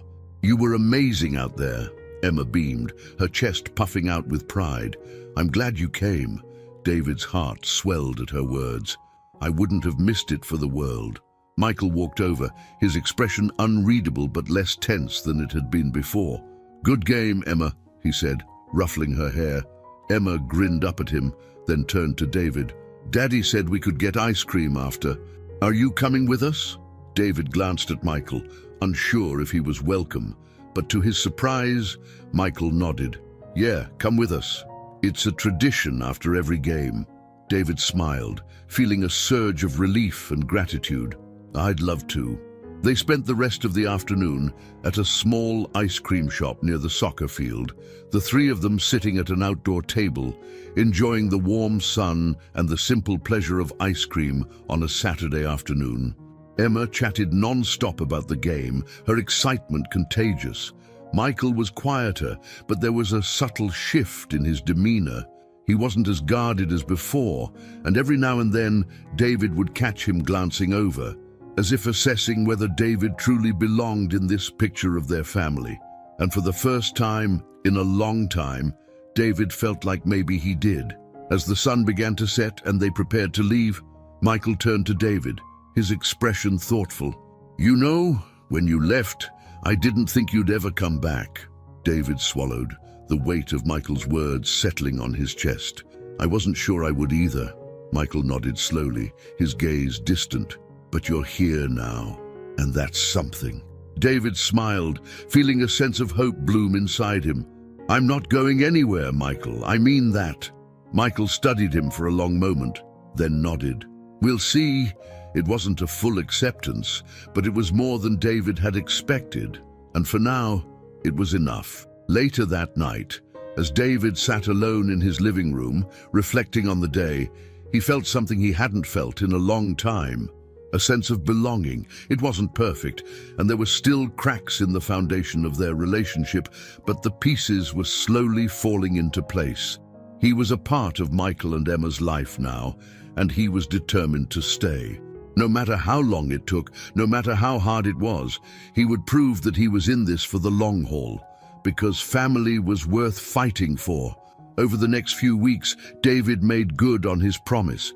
He showed up for soccer games, school events, dinners. He was there, quietly weaving himself back into the fabric of Michael and Emma's lives. With every passing day, the tension between him and Michael seemed to ease, little by little, as if the trust they had once lost was slowly being rebuilt. But beneath the surface, there was still an undercurrent of uncertainty. David could sense it in Michael's guarded glances, in the way his words were sometimes clipped, as if he was still waiting for the other shoe to drop. And then there were the conversations they weren't having, the deep, emotional discussions about their mother, about the years David had missed. Those wounds hadn't fully healed, and David knew they never would until they confronted them head-on. For now, though, David focused on the small victories. He had become a fixture in Emma's life, and the joy she brought him was more than he could have ever expected. She had this effortless way of bridging the gap between him and Michael, bringing them closer with her innocence and enthusiasm. Every time David saw her smile or heard her laugh, he felt like he had finally found something worth holding on to. But as David settled into this new routine, he couldn't shake the feeling that there was still something unsaid between him and Michael, something that had been buried deep but was slowly rising to the surface. It was as if Michael was holding on to a secret, something that went beyond the years of anger and resentment, and as much as David wanted to ignore it, he knew that sooner or later it would come out. It happened one evening, after another of Emma's soccer games. Michael had invited David back to the house for dinner, and they sat around the small kitchen table, laughing over stories of Emma's antics on the field. The tension that had once filled their conversations seemed to have dissipated, replaced by a tentative sense of normalcy. It almost felt like old times. Almost. But as Emma finished her meal and excused herself to go watch TV, Michael's expression changed. The easy smile that had been on his face moments before faded, replaced by a look of quiet contemplation. David noticed the shift immediately, his own smile faltering as he sensed that something was coming. Michael cleared his throat, not meeting David's eyes. "There's something I've been meaning to tell you." David's stomach tightened. "What is it?" Michael leaned back in his chair, running a hand through his hair. He looked anxious, as if he had been holding on to something for far too long. "It's about Emma." David's heart skipped a beat, his mind racing through all the possibilities. He thought of all the things he didn't know about her, about the years he had missed. "What about her?" Michael hesitated, his fingers tapping against the edge of the table. When he finally spoke, his voice was low and filled with a heaviness that made David's chest tighten. "She's not just my daughter," Michael said quietly. She's our niece." The words hung in the air, heavy and thick with meaning. David stared at his brother, not fully comprehending what he had just heard. "Our niece," he repeated, his voice barely above a whisper. Michael nodded, his gaze finally meeting David's. "Her mother wasn't just my wife. She was our sister." David's breath caught in his throat, his mind struggling to process the words. "Our sister." The confusion on his face deepened as he tried to make sense of it all. "But we never had a sister." Michael's expression hardened, the weight of years of secrets and lies falling on his shoulders. "We did," he said softly. "But she was given up for adoption before either of us were born. Mom never told us. She only told me after she got sick." David's world tilted on its axis. He felt like the ground beneath him had shifted, like everything he thought he knew had been ripped away. What are you talking about?" His voice was shaky, disbelief swirling in his chest. Michael let out a long, weary sigh, as if he had been carrying the burden of this secret for far too long. Her name was Sarah. Mom was young, barely out of high school when she got pregnant. She didn't tell anyone, not even Dad. She had the baby in secret and gave her up for adoption before they got married. She never spoke of it again. David's head spun with the revelation. So you're telling me that Emma's mother was our sister?" Michael nodded slowly, his expression filled with regret. "Mom didn't tell me until right before she died. She wanted me to know the truth before it was too late. And then, when Sarah found us years later, it was too late for you to know." David's mind raced as the pieces of the puzzle began to fall into place. Sarah, his sister, the sister he never knew he had found Michael and had a daughter with him. And now Emma, the little girl he had come to love so deeply, wasn't just his niece by marriage. She was his blood, his family. "Why didn't you tell me?" David whispered, his voice filled with a mixture of hurt and disbelief. "Why did you keep this from me?" Michael's gaze dropped to the table, guilt etched on his face. "I wanted to, but by the time I found out, we weren't speaking, you were gone, and then when you came back, I didn't know how to tell you. It seemed like too much all at once." David stared at his brother, his heart pounding in his chest. "So, all this time, you knew I had a sister, and you didn't tell me." Michael looked up, his eyes filled with sorrow. I didn't know how. I didn't want to bring up more pain. David stood up abruptly, pushing his chair back as he tried to process everything.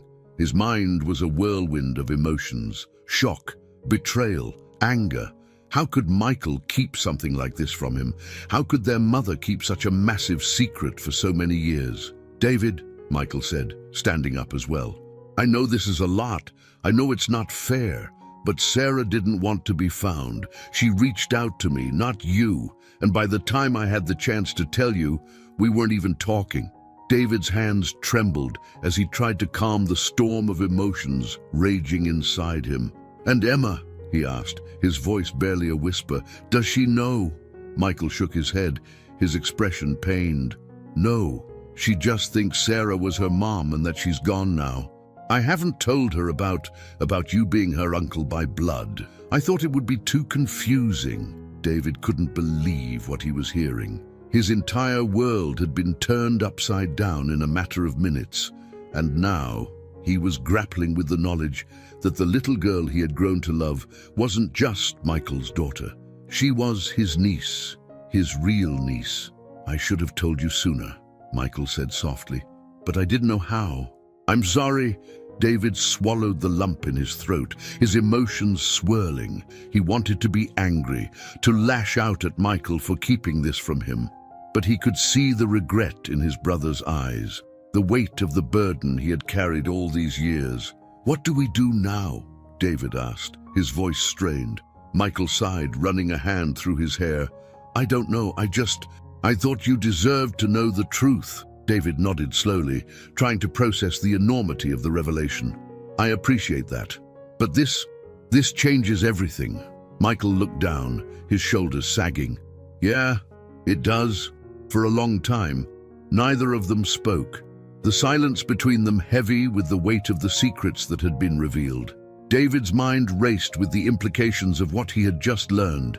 He had a sister he never knew, and now she was gone, leaving behind a daughter who had no idea of the truth. Finally, David broke the silence. I need some time to think. Michael nodded, his expression understanding. Take all the time you need. David turned to leave, his heart heavy with the burden of the revelation. As he stepped outside into the cool night air, he felt the full weight of everything pressing down on him, the years of distance, the broken trust, the secrets that had been kept. He didn't know how he was going to process it all. He didn't know how he was going to face Emma now, knowing the truth about who she really was. But one thing was clear. Nothing was ever going to be the same again. The drive home felt like a blur. David's hands gripped the steering wheel tightly, his knuckles white, as his mind raced with the enormity of what he had just learned. He kept replaying Michael's words in his head, over and over, trying to make sense of the truth that had been hidden from him for so long. Sarah was our sister. Emma is your niece. The words echoed in his mind, each repetition deepening the confusion, the betrayal, the shock. He had spent weeks reconnecting with Michael and Emma, believing he was repairing a broken bond with his brother and his niece. And now, the truth of their shared bloodline added a layer of complexity that he hadn't been prepared for. As he pulled into his driveway and turned off the engine, David sat in the silence of his car, staring blankly at the dashboard. How was he supposed to process all of this? How was he supposed to move forward, knowing that his entire relationship with Emma had been built on a lie of omission? He felt a knot form in his stomach as he thought about the little girl who had so easily opened her heart to him. Emma had trusted him, welcomed him into her life with open arms. And all this time, she had no idea that the uncle she had just gotten to know was also her blood relative. She didn't know about Sarah, about the tangled web of family secrets that had shaped her life without her ever realizing it. David knew that Emma was still young, too young to understand the full complexity of the situation, but eventually she would need to know the truth. She deserved to know, and the thought of having that conversation filled David with a deep sense of dread. How do you explain something like this to an 8-year-old? How do you tell her that the story of her family is far more complicated than she ever imagined? David's mind spun with questions and uncertainties, but one thing was clear. He couldn't ignore this. He had to confront it. He had to talk to Michael again, really talk this time, without the guardedness, without the fear. If they were going to rebuild their family, they had to do it honestly, without secrets weighing them down. With a heavy sigh, David finally got out of the car and walked into his empty house. The spacious, luxurious rooms that had once symbolized his success now felt cold and hollow. The success he had spent so many years chasing seemed meaningless in the face of the revelations he had just learned. All the money, the power, the prestige, it didn't matter anymore. What mattered now was family, and the fragile thread that connected him to Michael and Emma. The next morning, David woke early, the restless night behind him, but the weight of the previous day still heavy on his chest. He knew what he had to do. He needed to talk to Michael again. He couldn't let this fester any longer. He had to confront the truth, no matter how painful it was. David grabbed his phone and texted Michael, "Can we talk? I need to see you." The response came quickly. "Yeah, come over whenever." David felt a mixture of relief and anxiety as he headed to Michael's house. The air was crisp as he drove, and the early morning sunlight filtered through the trees, casting long shadows across the road. But even the beauty of the morning couldn't shake the tension building inside him. When he arrived at Michael's house, he was greeted by the familiar sight of Emma's bicycle leaning against the front porch, her soccer ball abandoned on the lawn. The normalcy of the scene contrasted sharply with the turmoil inside him. He took a deep breath and knocked on the door. Michael opened the door a moment later, his face unreadable. "Come in," he said quietly. David stepped inside, feeling the weight of the conversation they were about to have pressing down on him. The house felt different today, quieter, more tense. Emma was nowhere to be seen, and David assumed she was either still sleeping or out playing with friends. Michael led David into the living room, where they sat down across from each other. The silence between them was heavy, charged with the unspoken tension of everything that had come to light the night before. "I haven't been able to stop thinking about what you told me," David said, breaking the silence. His voice was steady, but the emotion behind it was clear. "About Sarah, about Emma." Michael nodded, his expression somber. "I figured." David leaned forward, his hands clasped together. "Why didn't you tell me sooner, Michael? Why keep this from me all these years?" Michael sighed, running a hand through his hair. "I wanted to tell you, David, but when Sarah came into my life, we weren't talking. You were gone. I didn't know how to reach out to you. And when Mom told me the truth about Sarah before she died, it felt like too much. I was already dealing with her illness and then losing her. It was all too much." David's chest tightened at the mention of their mother. The guilt he had carried for so long, the guilt of not being there when she needed him most, came rushing back with full force. "I wasn't there," David whispered, his voice thick with emotion. "I wasn't there for her or for you." Michael looked at him, his expression softening. "No, you weren't, but I get why you left. I was angry back then, but I get it now. You were chasing something bigger than this town, bigger than what we had." David shook his head, his throat tight. "But it wasn't worth it, Michael. None of it was worth what I lost. I missed everything." Michael's gaze flickered with understanding, and for the first time, there was a hint of empathy in his eyes. "You missed a lot," he agreed, "but you're here now. And that counts for something." David let out a shaky breath, relief flooding through him. But even with the progress they had made, there was still one question that lingered in his mind, one question that he couldn't ignore. "What about Emma?" David asked, his voice low. "Are we going to tell her?" Michael's expression darkened slightly, and he leaned back in his chair, crossing his arms. "I don't know. She's still so young, David. I don't know how she would handle something like this."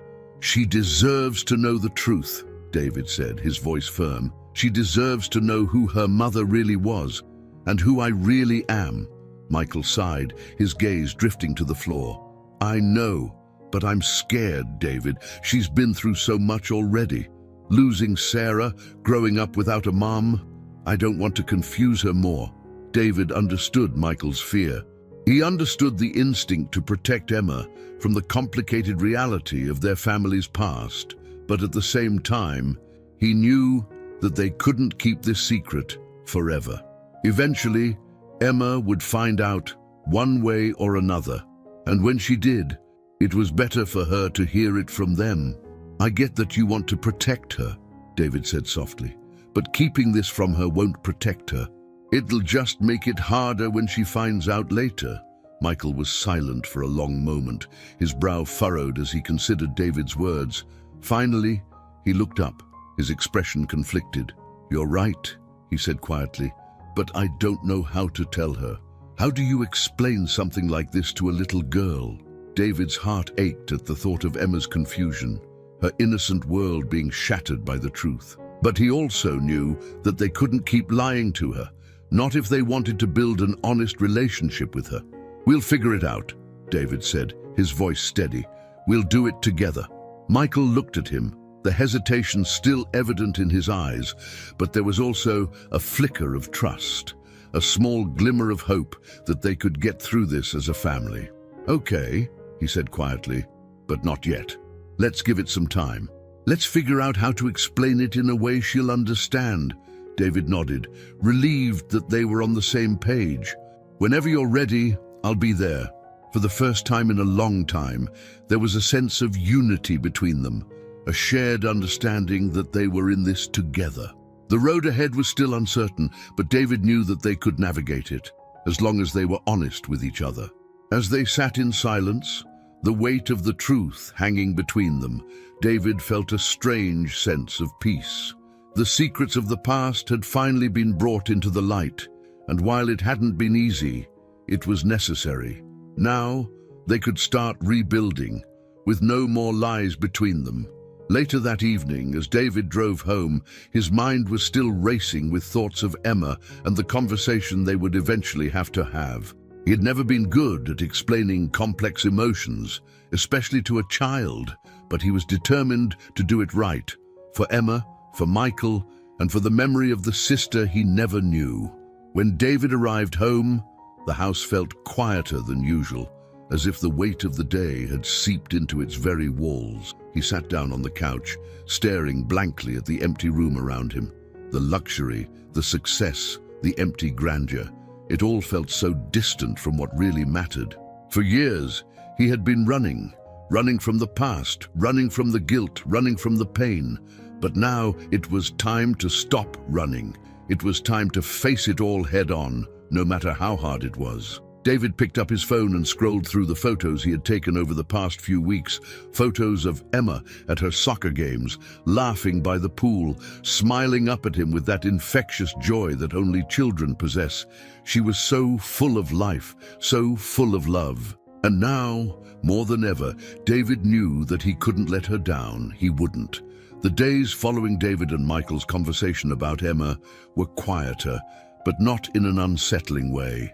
There was a shared understanding now, a sense that the most difficult truths had been acknowledged. Yet the weight of the revelation about Sarah still lingered over them, like a shadow waiting to settle. David and Michael didn't talk about it again immediately. There was no rush, at least that's what they told themselves. For now, the focus remained on the everyday moments, the building blocks of a life they were all still trying to reconstruct. They both knew that eventually they would have to sit Emma down and tell her the truth. But for now, they were content to wait, to enjoy the fragile peace they had begun to create. David continued to immerse himself in Emma's world, showing up for her soccer games, taking her for ice cream after school, and joining Michael for family dinners. And in those moments, things felt almost normal. The three of them together, laughing, talking, bonding. It was the family dynamic David had longed for, but hadn't realized how much he needed. But no matter how much progress they made, there was always an undercurrent of tension. David could feel it in the way Michael's eyes sometimes flicked toward him when Emma wasn't looking. It was as if Michael was still waiting for David to fail, for him to revert to the man who had walked out on his family all those years ago. And then there was Emma. She had no idea about the complex history that tied her uncle and her father together. She didn't know about Sarah, her mother, who had been David's sister. She didn't know about the years of pain and regret that had shaped the lives of the adults around her. But as innocent as she was, Emma wasn't completely oblivious. David could tell that she sensed something, even if she didn't fully understand it. There were moments when she would look up at him with those wide, curious eyes, as if she was on the verge of asking a question but didn't quite know what to say. It was during one of these moments that things began to shift. One Saturday afternoon, David decided to take Emma to a local park. It was one of those perfect fall days, with a cool breeze blowing through the trees and the scent of leaves in the air. They had just finished another one of her soccer games, and Emma, as usual, was full of energy and excitement. As they walked along the path, Emma skipped ahead, her laughter ringing out like music. David followed behind, watching her with a smile on his face. She was such a force of light in his life now, and he couldn't imagine a time when she hadn't been there. "Uncle David!" Emma called out, turning to face him with a wide grin. "Let's go on the swings!" David chuckled, jogging to catch up with her. "All right, let's do it." They reached the swings, and Emma immediately jumped onto one, kicking her legs in the air as David pushed her gently. She giggled with every swing, her laughter infectious, and for a moment, David felt like everything was right in the world. But then, as the swing slowed and Emma's giggles faded, she glanced over her shoulder at David with a curious expression. "Uncle David?" David stepped to the side of the swing, catching it as it slowed. "Yeah, Emma." She hesitated for a moment, her small hands gripping the chains of the swing tightly. "How come you never talk about my mommy?" David froze, his heart skipping a beat. He hadn't expected this. He hadn't been prepared for it. Emma looked up at him with those big, innocent eyes, waiting for an answer. "Daddy talks about her sometimes," she continued, her voice soft. "But you don't. Don't you miss her too?" David's throat tightened as he struggled to find the right words. How could he explain the truth to her? How could he tell her about the sister he never knew, about the mother she never got to grow up with? David began, his voice faltering. "I do miss her, Emma. I miss her a lot." Emma tilted her head, her eyes narrowing slightly. "Did you know her?" David swallowed hard, the weight of the question pressing down on him.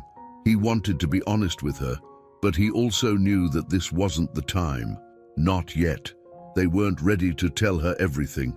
"I didn't know her as well as your daddy did," David said carefully, trying to navigate the conversation without giving too much away. "But she was a special person, just like you." Emma nodded slowly, seeming to accept the answer for now. But David could see that the question had sparked something in her, a curiosity that wasn't going to go away anytime soon. "Will you tell me more about her?" Emma asked quietly, her voice filled with an innocence that broke David's heart. "I want to know what she was like." David smiled softly, kneeling down beside the swing so he was at her level. "Of course, Emma. I'll tell you everything I can." He gently pushed the swing again, and as Emma kicked her legs back and forth, her giggles returned, but David's mind was far from the moment of play. He couldn't ignore the fact that Emma was growing older, more aware. She would keep asking questions, and eventually they would have to give her answers. That night, after dropping Emma off at Michael's house, David sat alone in his car, the weight of the day pressing down on him.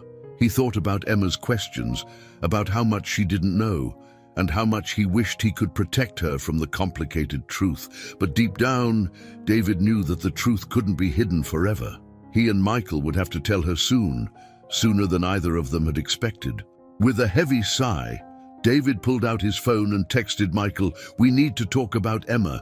She's asking questions about Sarah." The reply came quickly, "Come over tomorrow morning. We'll figure it out." David stared at the message for a long moment before putting his phone away. The weight of what was to come settled in his chest. Tomorrow, they would have to make a decision. Tomorrow, they would have to figure out how to tell Emma the truth. The next morning, David arrived at Michael's house, feeling a mixture of apprehension and determination. He knew this conversation was inevitable, but that didn't make it any easier.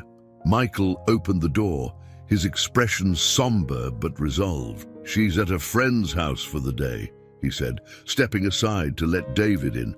"We've got time to figure this out." David nodded, stepping into the living room.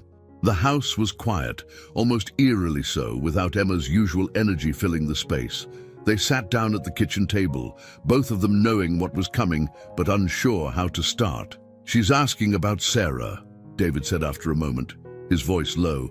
"She's starting to notice things. She's not going to stop asking." Michael sighed, running a hand through his hair. "I know. I've been thinking about it ever since you texted me. I've always known we'd have to tell her, but I just don't know how." David leaned forward, his elbows resting on the table. "We can't keep putting it off, Michael. She deserves to know the truth." "I know," Michael said, his voice tight with emotion.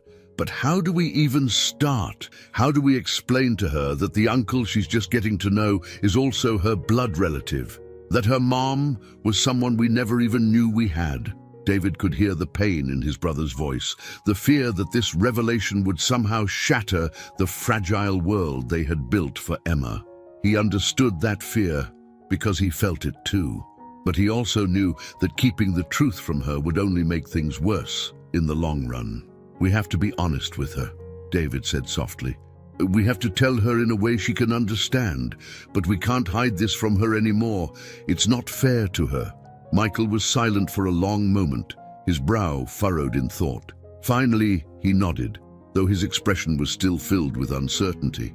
"You're right," he said quietly, "but we need to be careful.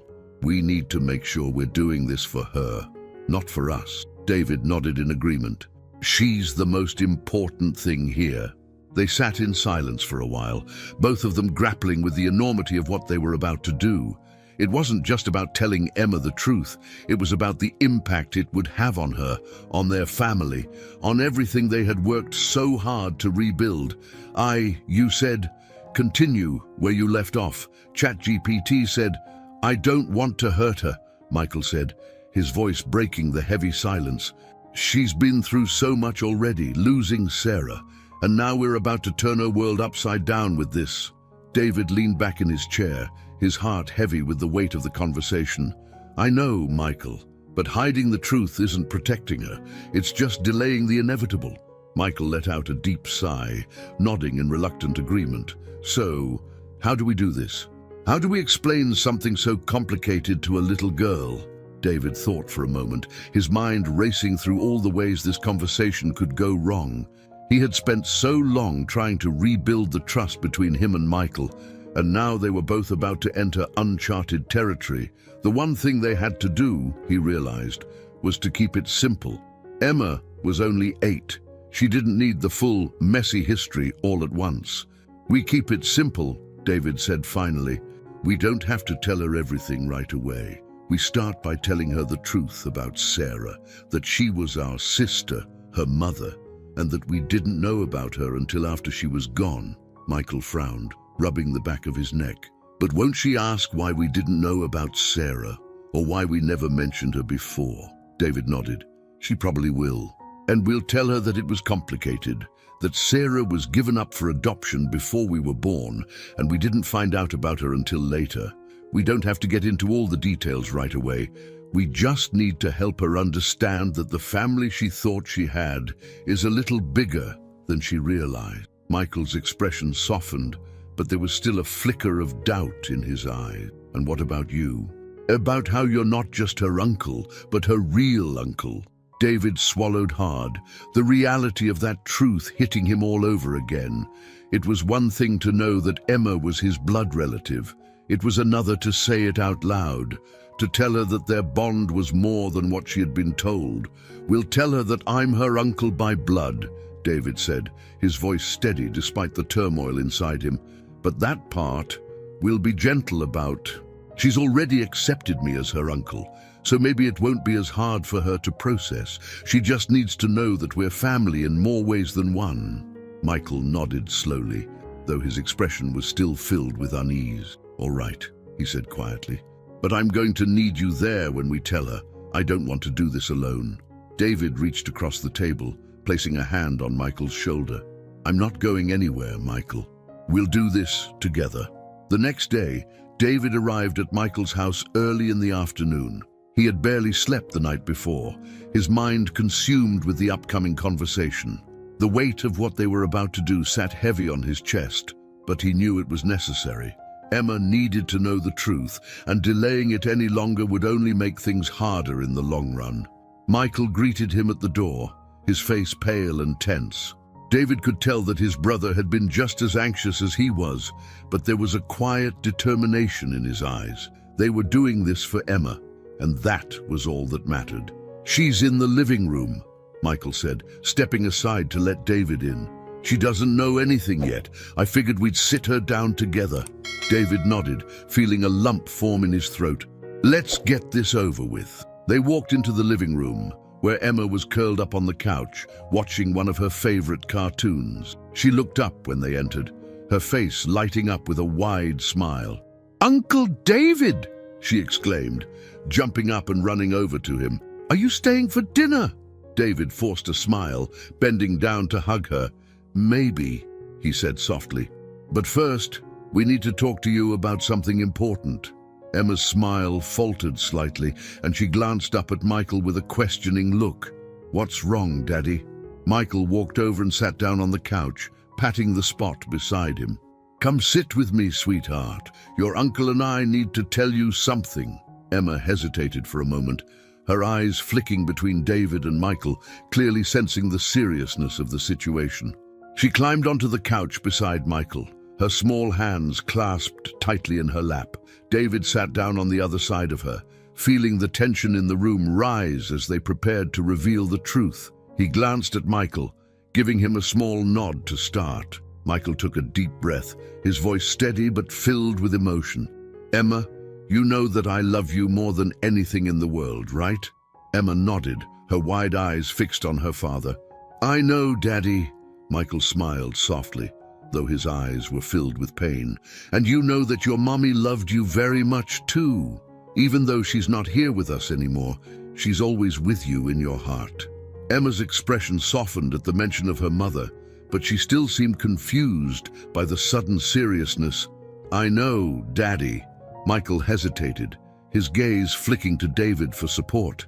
David took a deep breath and picked up where Michael left off. "Emma, there's something we need to tell you about your mommy. Something that we've been keeping from you because we didn't think you were ready to understand it yet." Emma's brow furrowed, and she looked back and forth between the two men. "What do you mean?"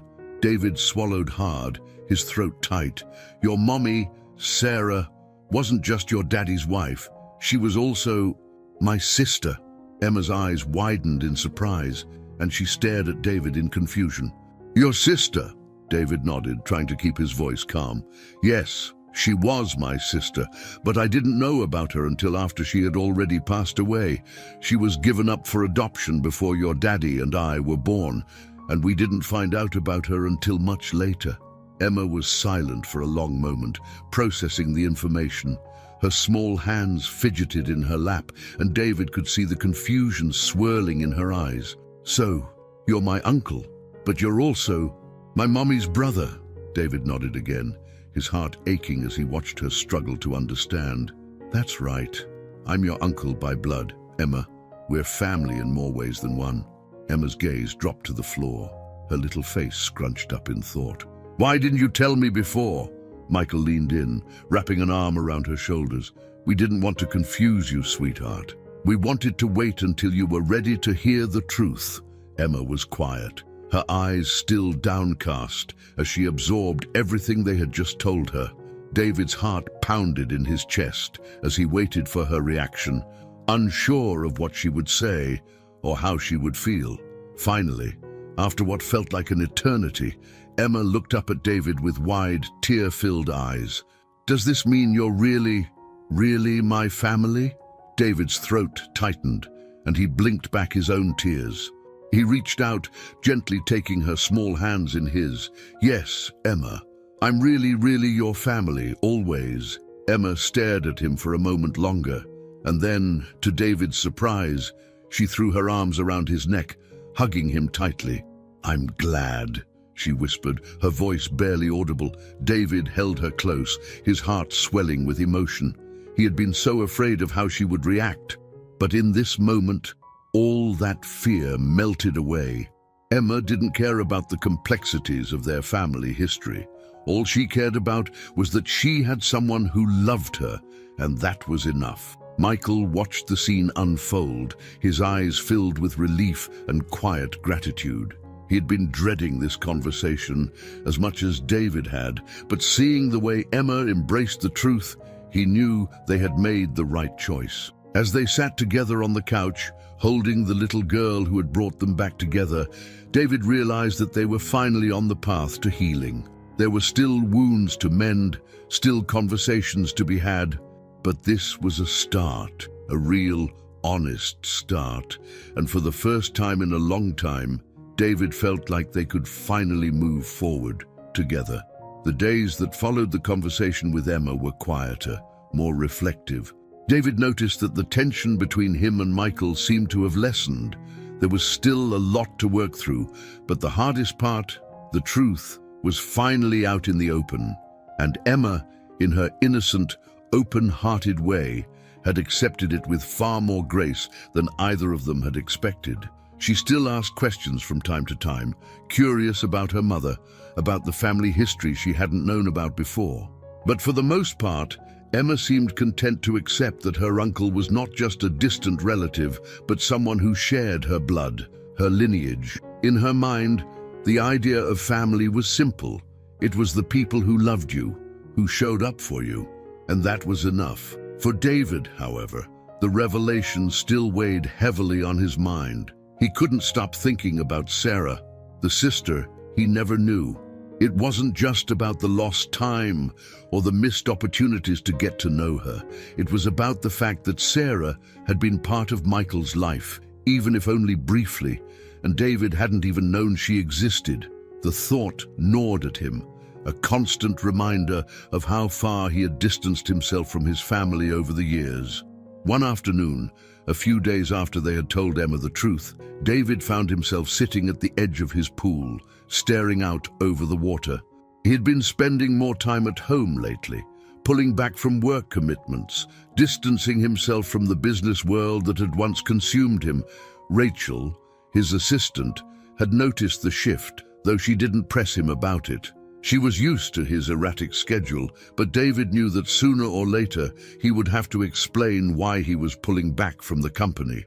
As the sun began to set, casting a warm orange glow over the pool, David's phone buzzed on the table beside him. He glanced at the screen and saw a message from Michael.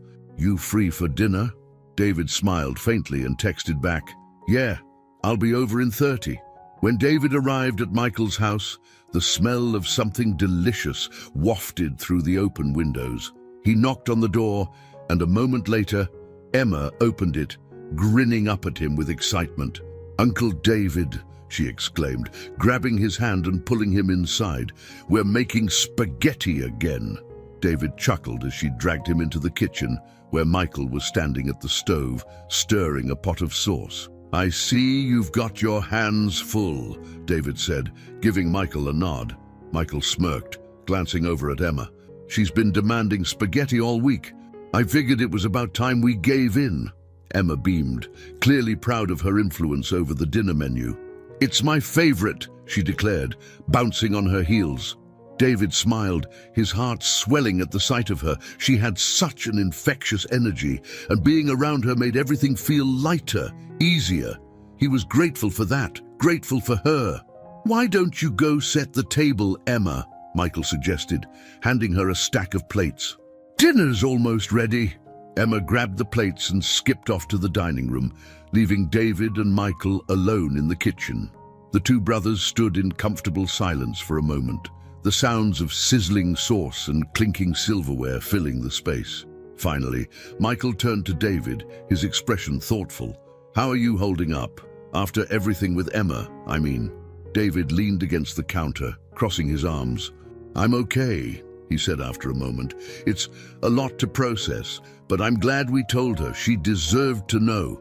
Michael nodded, his gaze distant as he stirred the sauce. "Yeah, I've been thinking about that too. I was so scared of how she'd react, but she's handled it better than I expected. She's strong," David said, a note of pride in his voice. "She gets that from you." Michael smiled faintly, though there was still a shadow of something in his expression, something unspoken, unresolved. David could see it in the way his brother's shoulders were slightly tense, in the way his hands gripped the spoon just a little too tightly. "You still thinking about Sarah?" David asked gently, sensing the weight that was still pressing on Michael. Michael's grip on the spoon tightened for a moment before he set it down with a sigh. "Yeah," he admitted, his voice quiet. "I think about her every day. I think about what could have been, what we missed out on, and I think about how unfair it was that she didn't get to know you." David's heart ached at the words. "I wish I had known her too," he said softly. "I feel like I missed out on so much." Michael nodded, his jaw tightening as he stared down at the counter. "It's hard, you know, losing her. It was like losing a part of myself. I never got to say goodbye." David swallowed hard, the pain in his brother's voice hitting him like a punch to the gut. "I'm sorry, Michael. I wish I could have been there for you. I wish I could have been there for both of you." Michael shook his head, his expression softening. "It's not your fault, David. We didn't even know about her until it was too late. But still, I think about it all the time. What could have been different?" David nodded, understanding the weight of that regret. "Me too." For a moment, they stood in silence, the shared grief of losing a sister they barely knew hanging heavy between them. It wasn't the kind of grief that could be easily expressed or resolved. It was the kind that lingered, a constant presence in the background of their lives. "I've been thinking," Michael said after a long pause, his voice quiet. "Maybe we should do something for her, like a memorial or something. I don't know, something to honor her memory." David blinked, surprised by the suggestion. "A memorial?" Michael shrugged, his gaze distant. "I just feel like we never got a chance to say goodbye. Not properly, and I think maybe it would help for both of us." David considered the idea, his heart heavy with the thought of it.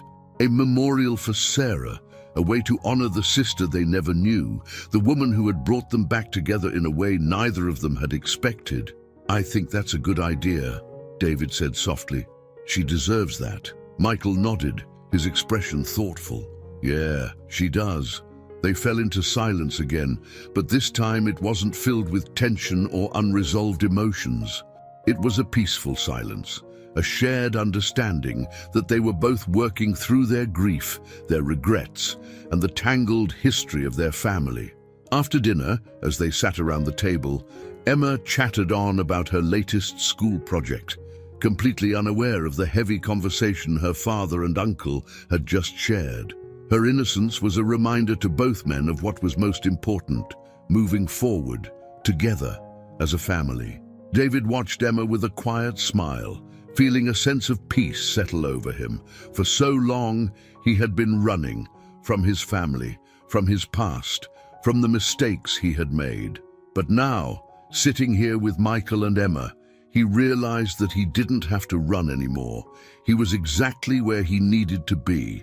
Later that evening, after Emma had gone to bed, Michael and David sat together on the front porch, the cool night air wrapping around them like a comforting blanket.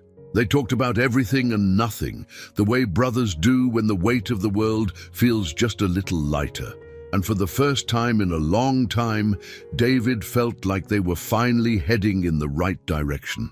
In the weeks that followed, Michael and David began planning the memorial for Sarah. It was a quiet, personal event, just the two of them, standing by the river where Michael and Sarah had spent so much time together. They shared stories, memories, and moments of silence, honoring the sister they had lost and the family they were trying to rebuild. It wasn't a grand gesture, but it didn't need to be. It was about healing, about finding a way to move forward while carrying the memory of Sarah with them. And in that quiet, intimate moment, David felt a sense of closure that he hadn't realized he needed. As they stood by the river, watching the water flow gently past. Michael turned to David with a small smile. "I think she'd be proud of us," he said quietly. David smiled, his heart full. "Yeah, I think so too." They stood there in peaceful silence for a while longer. The sound of the river, a soothing backdrop to the moment of reflection. And for the first time in years, David felt like he was no longer running. He was exactly where he belonged. The quiet peace that had settled over David's life following Sarah's memorial was something he hadn't expected to last. For weeks, he had reveled in the new sense of stability, the routine of being there for Emma, the shared moments with Michael, the slowly rebuilding trust between them. It all felt fragile but real. David had grown accustomed to the quiet rhythm of family life, where the complications of his past didn't feel as pressing as they once had. But life, David knew all too well, rarely followed the path of least resistance. One Thursday morning, David was sitting at his kitchen table, sipping his coffee and scrolling through emails.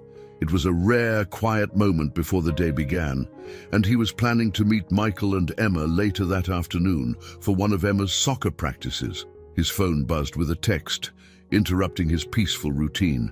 The message was from Rachel, his assistant. "There's someone here asking to see you. She says it's urgent. Should I send her away?" David frowned, surprised. He wasn't expecting anyone, and Rachel knew not to disturb him on personal days. He quickly typed back, "Who is it?" Rachel's reply came moments later. She says her name is Lindsay, claims it's personal. The name hit David like a brick. Lindsay. It had been years since he'd last heard that name. A whirlwind from a different time in his life, from a chapter he had thought was firmly closed.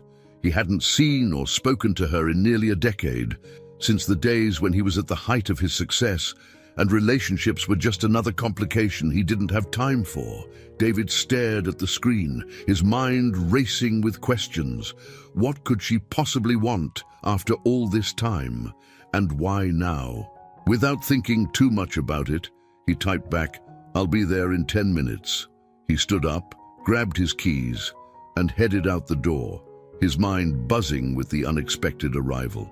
As he drove to the office, memories of Lindsay flooded back. Memories he had pushed to the back of his mind for years. They had met at one of his company's early events, back when he was young and hungry for success. Lindsay had been smart, ambitious, and completely unafraid to challenge him. They had connected instantly, but it was a brief, intense relationship that ended just as quickly as it had begun. David had moved on, buried himself in work, and eventually lost touch with her entirely. Now, all these years later, she was back, and David had no idea why. When he arrived at the office, Rachel was waiting for him at the reception desk. She gave him a knowing look as he stepped out of the elevator, her expression unreadable. "She's waiting in the conference room," Rachel said quietly. "She wouldn't say what this was about, just that she needed to see you." David nodded, his stomach tight with anxiety. "Thanks, Rachel." He made his way to the conference room, each step heavier than the last. As he opened the door, he saw her immediately. Lindsay, sitting at the long table, looking almost exactly the same as he remembered. Her auburn hair was shorter now, and there was a weariness in her eyes that hadn't been there before. But she still had that same confident presence that had always drawn him in. "Lindsay," David said, closing the door behind him. "I wasn't expecting to see you." Lindsay looked up, her eyes locking onto his. "Shh, David," she said softly. "It's been a long time." David sat down across from her, his heart racing with the weight of unspoken words. He had no idea what to expect from this conversation, but he knew that whatever had brought her here couldn't be simple. "It has," David replied, trying to keep his voice steady. "What brings you here?" Lindsay hesitated for a moment, her gaze dropping to the table. She seemed to be struggling with something, as if she wasn't sure where to begin. Finally, she looked up, her expression serious. "I wouldn't have come if it wasn't important," she said quietly. "There's something you need to know." David frowned, his anxiety deepening. "What is it?" Lindsay took a deep breath, her eyes searching his as she spoke. It's about my son, David," He's 8 years old. David blinked, the words not quite registering at first. Your son, he repeated, confused. Lindsay nodded, her expression pained. His name is Ethan. And David, he's your son too. The air seemed to leave the room in an instant. David stared at Lindsay, his mind struggling to process the words that had just come out of her mouth. Your son.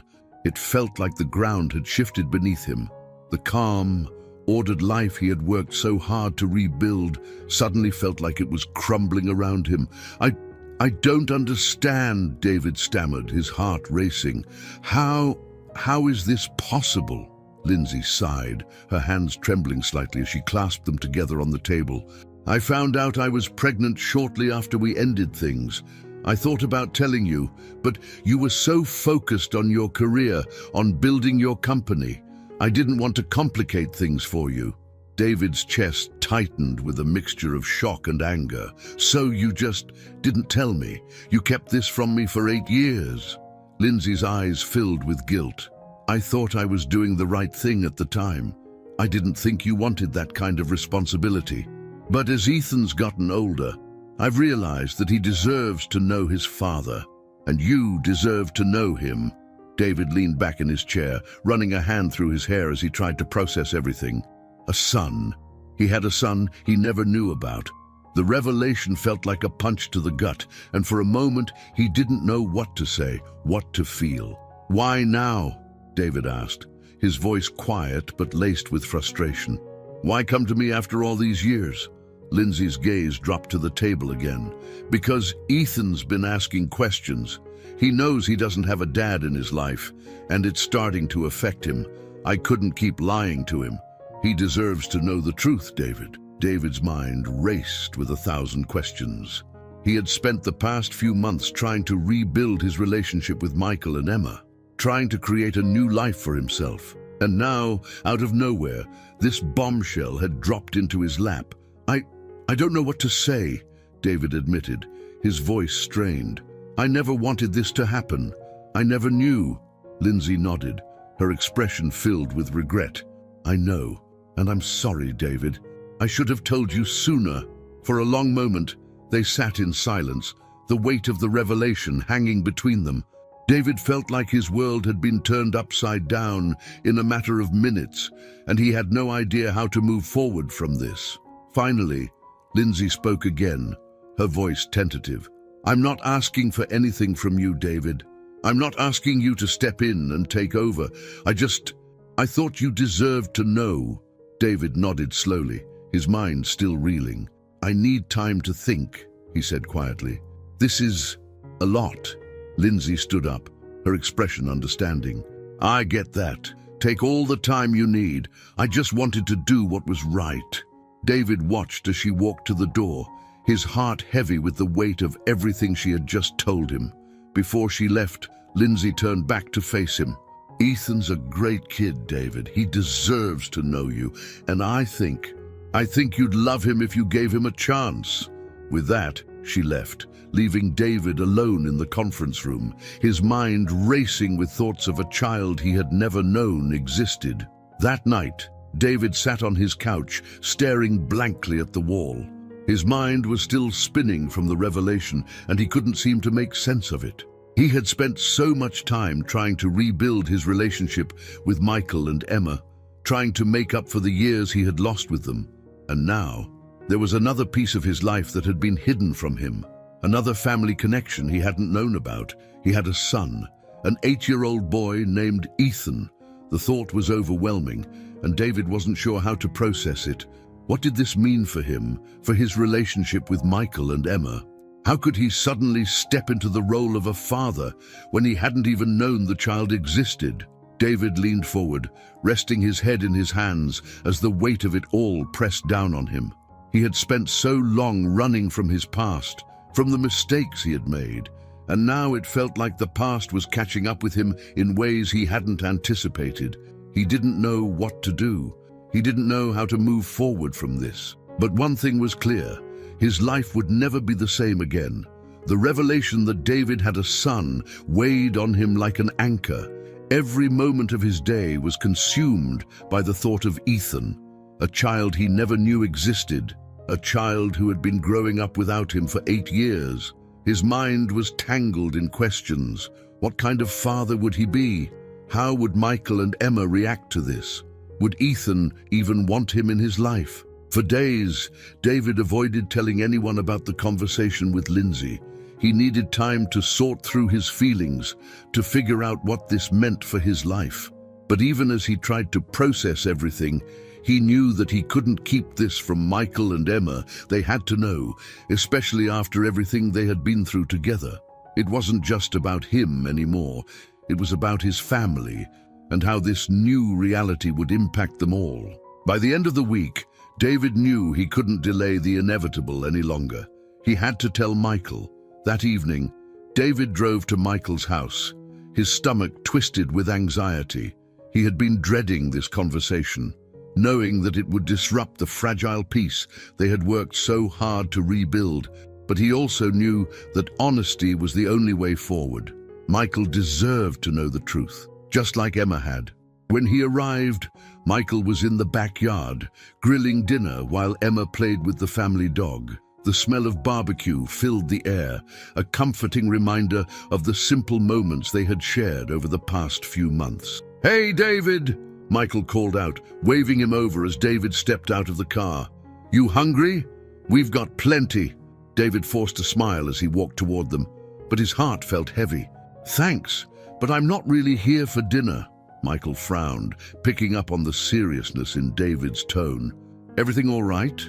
David glanced at Emma, who was giggling as the dog chased a ball across the yard.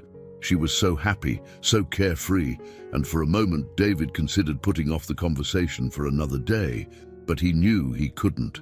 "Can we talk?" David asked quietly. "In private?" Michael's expression shifted from confusion to concern. He nodded, setting down the tongs and leading David inside, away from Emma's playful laughter. They sat down at the kitchen table, and David felt a familiar tightness in his chest, the same feeling he'd had when they had told Emma the truth about Sarah. This was a different kind of conversation, but the stakes felt just as high. Michael looked at him, his eyes filled with quiet worry. "What's going on, David? You're acting strange." David took a deep breath, steadying himself before he spoke. "There's something I need to tell you, something that I just found out, and I don't know how to handle it." Michael's brow furrowed. "Okay, what is it?" David stared down at the table, his hands clenched into fists. The words were hard to say, but he knew there was no turning back now. "A few days ago, someone from my past showed up. Her name is Lindsay. I knew her years ago, back when I was building my company." Michael nodded slowly, waiting for David to continue. "She told me something that I didn't expect," David said, his voice barely above a whisper. "She has a son, an 8-year-old boy, and Michael, he's mine." Michael's eyes widened in shock, his mouth opening slightly as if he couldn't quite believe what he was hearing. "You have a son?" he repeated, his voice laced with disbelief. David nodded, feeling the weight of the truth settle over him. "I didn't know about him. Lindsay never told me she was pregnant, but now she says Ethan, that's his name, has been asking questions about his dad, and she wants me to be a part of his life." Michael stared at David for a long moment, his expression unreadable. David could see the storm of emotions flickering in his brother's eyes: shock, confusion, and something else, something deeper. "I don't know what to do," David admitted, his voice trembling. "I've spent all this time trying to rebuild my relationship with you and Emma, and now this changes everything." Michael leaned back in his chair, running a hand through his hair. "David, I don't even know what to say. You have a son, and you never knew." David nodded. "I had no idea. Lindsay kept it from me because she thought I didn't want the responsibility. And now, after all these years, she's come back and dropped this bombshell on me." Michael was silent for a long moment, his gaze distant as he processed the news. David could see the wheels turning in his brother's mind, the way he was trying to make sense of everything. "Does Emma know?" Michael asked finally, his voice quieter now. "No," David said quickly. "I haven't told her yet. I wanted to talk to you first." Michael let out a long breath, leaning forward with his elbows on the table. This is a lot to take in, David. I mean, we've been through so much already, and now this. How do you even begin to introduce him into your life, into our lives? David shook his head, his hands trembling slightly as he rested them on the table. I don't know. I have no idea how to handle this, but I can't ignore it. I can't pretend like he doesn't exist. Michael nodded slowly, his expression softening. No, you can't. But you need to think about how this will affect everything else. You've been building something with Emma and me, and now you're going to have to find a way to balance that with this new responsibility. David felt the weight of his brother's words, the unspoken warning that lay beneath them. He had worked so hard to reconnect with Michael and Emma, to be part of their lives again. And now, the arrival of Ethan threatened to upend everything. I don't want to lose what we've built, David said softly, his voice thick with emotion. But I also can't turn my back on my son. Michael's gaze softened, and he reached across the table, placing a hand on David's arm. You're not going to lose us, David, but you're right. You can't walk away from this. You have to figure out how to be there for Ethan too. David looked up at his brother, gratitude swelling in his chest. Michael had every reason to be angry, to resent this new complication in their lives, but instead, he was offering understanding, a reminder that they were family, no matter how complicated things became. I don't even know where to start, David admitted. I've never been a father. I don't know how to be one. Michael smiled faintly. No one does at first, but you'll figure it out, and you won't be doing it alone. David felt a lump form in his throat, the emotion of the moment overwhelming him. Thanks, Michael. I don't know what I'd do without you. Michael squeezed his arm before pulling back, his expression serious again. You'll have to tell Emma soon. She's not going to understand why things are different unless you're honest with her. David nodded, the weight of that conversation pressing down on him. I know. I'll tell her. A few days later, David sat down with Emma to have the conversation he had been dreading. She had been talking about school, telling him about a new friend she had made, completely unaware of the serious discussion that was about to unfold. Emma, David said softly, interrupting her story. There's something I need to talk to you about, something important. Emma looked up at him, her eyes wide with curiosity. What is it, Uncle David? David took a deep breath, trying to find the right words. Do you remember when we talked about your mom and how sometimes there are things that are hard to understand about family? Emma nodded slowly, her expression growing more serious. Well, there's something else I need to tell you, David continued, his heart pounding. You know how much I love you, right? And how I'm always going to be here for you. Emma nodded again, her brow furrowed in confusion. Yeah, I know. David swallowed hard, his throat tight. There's someone else I've just found out about, someone I didn't know existed before. I have a son, Emma. His name is Ethan. He's about your age. Emma's eyes widened in surprise, and she stared at David, clearly trying to process what he had just said. You have a son, she repeated, her voice small. David nodded, his heart aching at the uncertainty in her voice. Yes, I didn't know about him until recently, but now that I do, I want to be a part of his life, just like I am a part of yours. Emma was silent for a long moment, her gaze fixed on the floor as she absorbed the news. David could see the confusion in her eyes, the way her mind was trying to make sense of this new reality. Does that mean you won't have time for me anymore? She asked quietly, her voice trembling with fear. David's heart shattered at the question. He knelt down in front of her, taking her small hands in his. No, Emma, I will always have time for you. You're my niece, and I love you more than anything. Ethan doesn't change that. You're still just as important to me. Emma stared at him for a moment, her eyes filling with tears. Promise. David smiled softly, pulling her into a tight hug. I promise. You'll always be my Emma. Later that evening, after Emma had gone to bed, David sat alone in the living room, reflecting on everything that had happened. Telling Emma the truth had been hard, but she had accepted it in her own way, just as she had accepted the truth about Sarah. She was strong, stronger than David had ever given her credit for. But now he had to face the next step, meeting Ethan.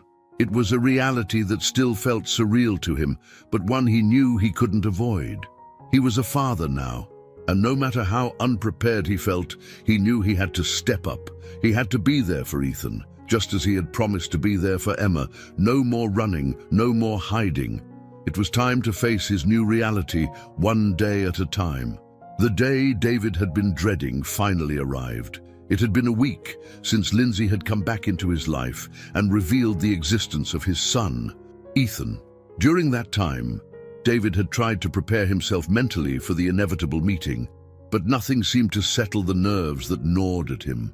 No matter how many times he thought through what he would say or how he would act, there was no escaping the weight of this moment. He was about to meet the child he hadn't known existed for 8 years. Lindsay had been understanding, giving David space to process everything. They had exchanged a few texts, but David hadn't rushed into setting up the meeting. He needed time to wrap his head around the reality of being a father, time to figure out how this would fit into his already complicated life. But now, the time for thinking was over. David had agreed to meet Ethan at a park near Lindsay's house. It was a neutral setting, somewhere familiar to Ethan, but less overwhelming than David's large, empty mansion. Lindsay had reassured him that Ethan was excited to meet him, but that only added to David's anxiety. How could he live up to this child's expectations? How could he be a father when he had spent years not even knowing he had a son? As David drove to the park, his heart pounded in his chest. The late afternoon sun filtered through the trees, casting long shadows on the road ahead, but David barely noticed the beauty of the day. His thoughts were consumed by the meeting that was about to happen. When he arrived at the park, he parked his car and sat for a moment, staring out at the families playing on the grassy field. Children laughed and chased each other. Parents watched from benches or picnicked nearby. It all seemed so normal, so simple, and yet for David, it felt like he was about to step into a world he didn't quite belong in. After a few deep breaths, he finally got out of the car and made his way toward the playground area where Lindsay had said they would be. His hands were sweating and his stomach churned with nervous energy. He scanned the park, looking for any sign of them, and then, near the swings, he saw them. Lindsay stood next to a young boy with tousled brown hair who was climbing onto one of the swings.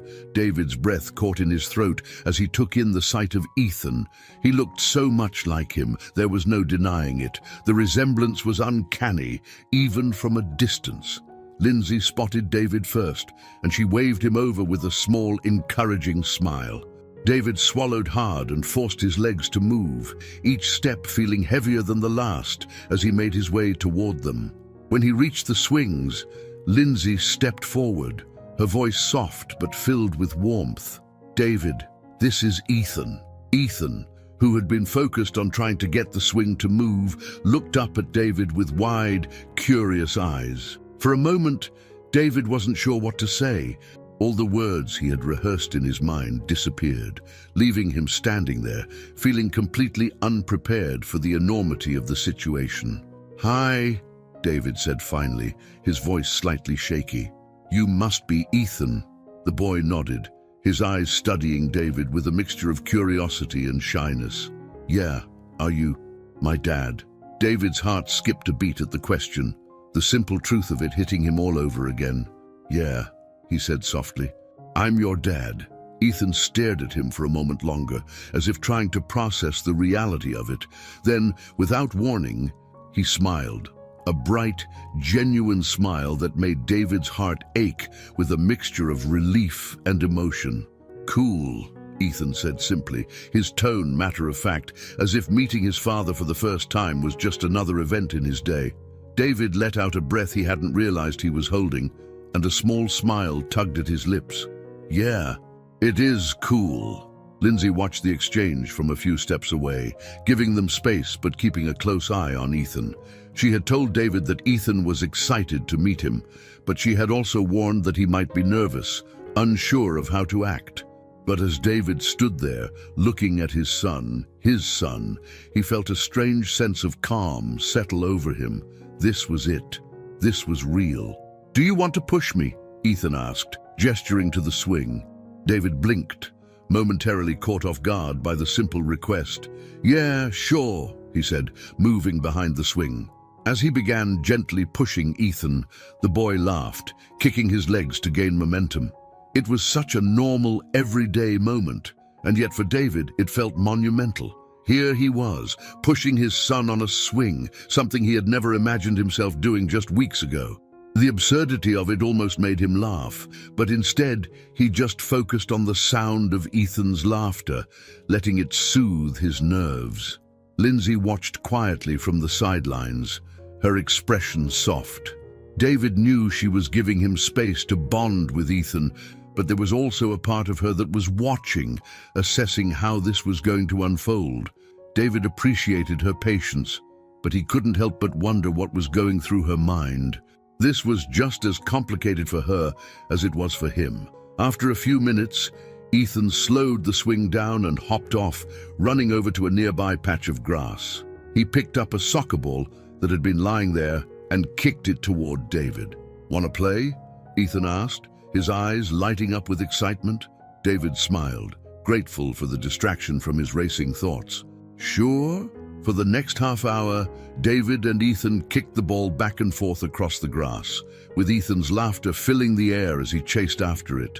David marveled at how easily Ethan accepted him, how quickly they had fallen into a rhythm, despite the years of absence. At one point, Lindsay joined in, and for a moment, the three of them felt like a family. It was a strange, unexpected feeling, one that David hadn't been prepared for. He had spent so much time focused on his relationship with Michael and Emma that he hadn't considered what it would be like to form a bond with Ethan and Lindsay. But now, standing here, watching Ethan's joy and feeling the warmth of Lindsay's presence, David realized that his life was about to become even more complicated and maybe even fuller than he had ever imagined. Later, as the sun began to set, they sat on a bench, watching the last few families at the park pack up to leave. Ethan, tired from all the running around, leaned against Lindsay, his eyes half closed with exhaustion. Lindsay glanced at David, her voice quiet as she spoke. "He had a great time today." David nodded, his heart full. "Yeah, so did I." Lindsay smiled softly, but there was a seriousness in her eyes. "I know this is all new for you, David. I know it's a lot to take in, but Ethan, he's been waiting for this for a long time. He's always known there was something missing, even if he didn't fully understand what it was." David looked down at Ethan, who was drifting off to sleep against his mother's shoulder. A pang of guilt shot through him as he thought about all the years he had missed, all the moments he hadn't been there for. "I want to be there for him," David said quietly.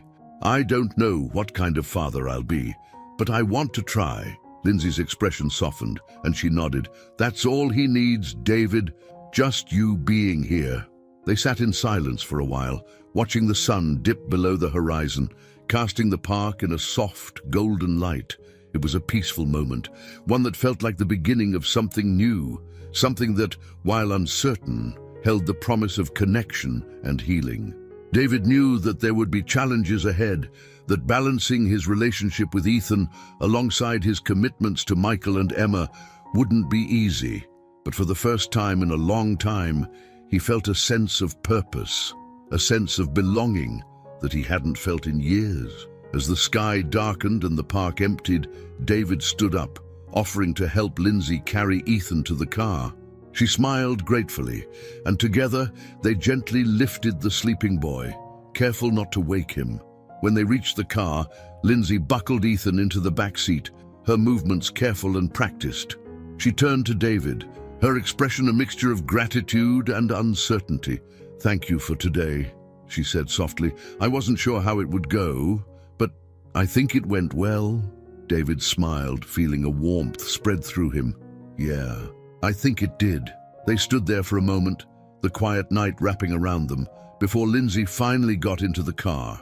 As she pulled away, David watched them disappear into the distance, his mind swirling with thoughts of the future.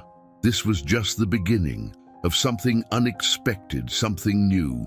But as David stood there in the fading light, he realized that for the first time in a long time, he wasn't running anymore. He was ready to face whatever came next. The days following David's first meeting with Ethan were a whirlwind of emotions. He hadn't expected the bond to form so quickly, nor had he anticipated how much joy Ethan would bring into his life. But as David replayed the memories of their time at the park, he felt an overwhelming sense of both gratitude and guilt. Gratitude for having the chance to know his son, and guilt for the years he hadn't been there. Balancing his new role as a father with his commitment to Michael and Emma was proving to be more complicated than David had expected.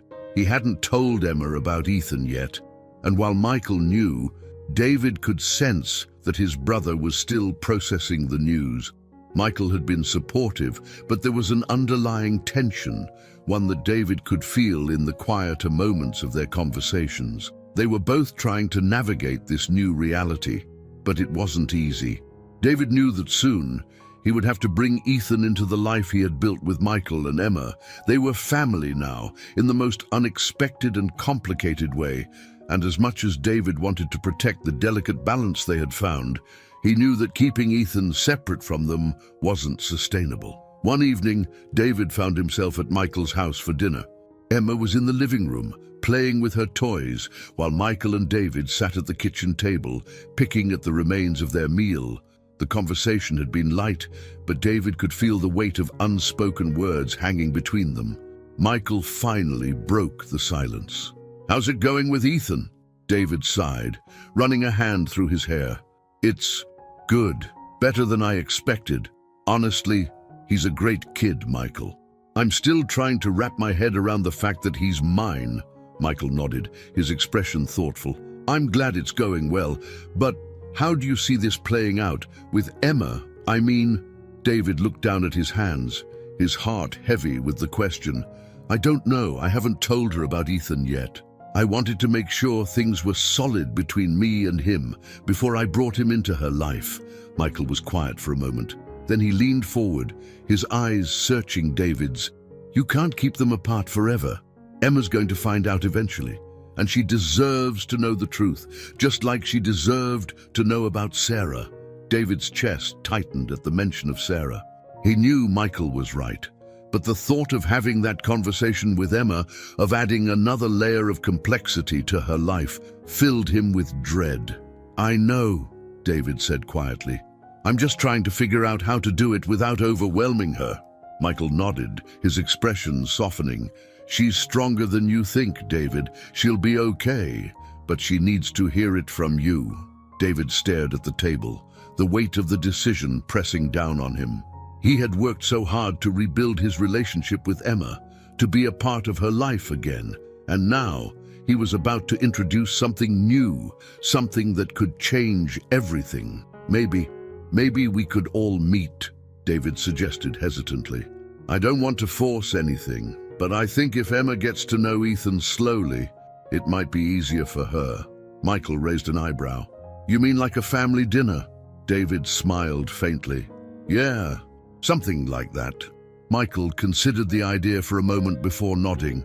"That could work, but we'll need to be careful. Emma's sensitive, and we don't want to rush her into anything." David let out a breath he hadn't realized he was holding. "Thanks, Michael. I know this isn't easy for you either." Michael smiled softly, though there was still a hint of tension in his eyes. "It's not easy, but it's life, and we're family, David. We'll figure it out." A few days later, David decided it was time. He sat down with Emma after school, his heart pounding as he prepared to tell her about Ethan. She was sitting on the couch, coloring in one of her favorite books, completely unaware of the serious conversation that was about to unfold. "Emma," David said softly, sitting down beside her, "there's something I need to talk to you about." Emma looked up at him, her wide eyes filled with curiosity. "What is it, Uncle David?" David swallowed hard, trying to steady his voice. Do you remember when we talked about family and how sometimes there are things about our family that are hard to understand? Emma nodded slowly, her expression serious now. Well, David continued, his heart racing, there's something else I need to tell you, something important. Emma put down her coloring book and looked up at him, her eyes full of trust. Okay. What is it? David took a deep breath. I found out that I have a son. His name is Ethan, and he's about your age. Emma's eyes widened in surprise, and for a moment, she didn't say anything. David could see the gears turning in her mind, trying to make sense of this new information. You have a son? She asked quietly, her voice filled with confusion.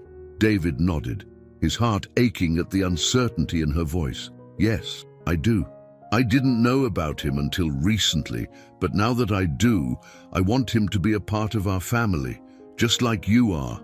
Emma stared at him for a long moment, her little face scrunched up in thought. Does that mean I have a cousin? David smiled softly. Yes, you do. Ethan's your cousin. Emma's brow furrowed, and she looked down at her hands, clearly trying to process everything. Will I get to meet him? David's chest tightened at the question. He hadn't been sure how Emma would react, but the fact that she was asking to meet Ethan gave him hope. Yes, if you want to, we can have dinner together and you can get to know him. Emma was quiet for a moment. Then she looked up at David with those wide, innocent eyes. Okay, she said softly. I'd like that. David smiled, pulling her into a gentle hug. I'm glad, Emma. I think you'll like Ethan. He's a lot of fun. Emma hugged him back, and for a moment, David felt a sense of relief wash over him. The conversation hadn't been as difficult as he had feared, and Emma's openness to the idea of meeting Ethan gave him hope that they could navigate this new chapter together.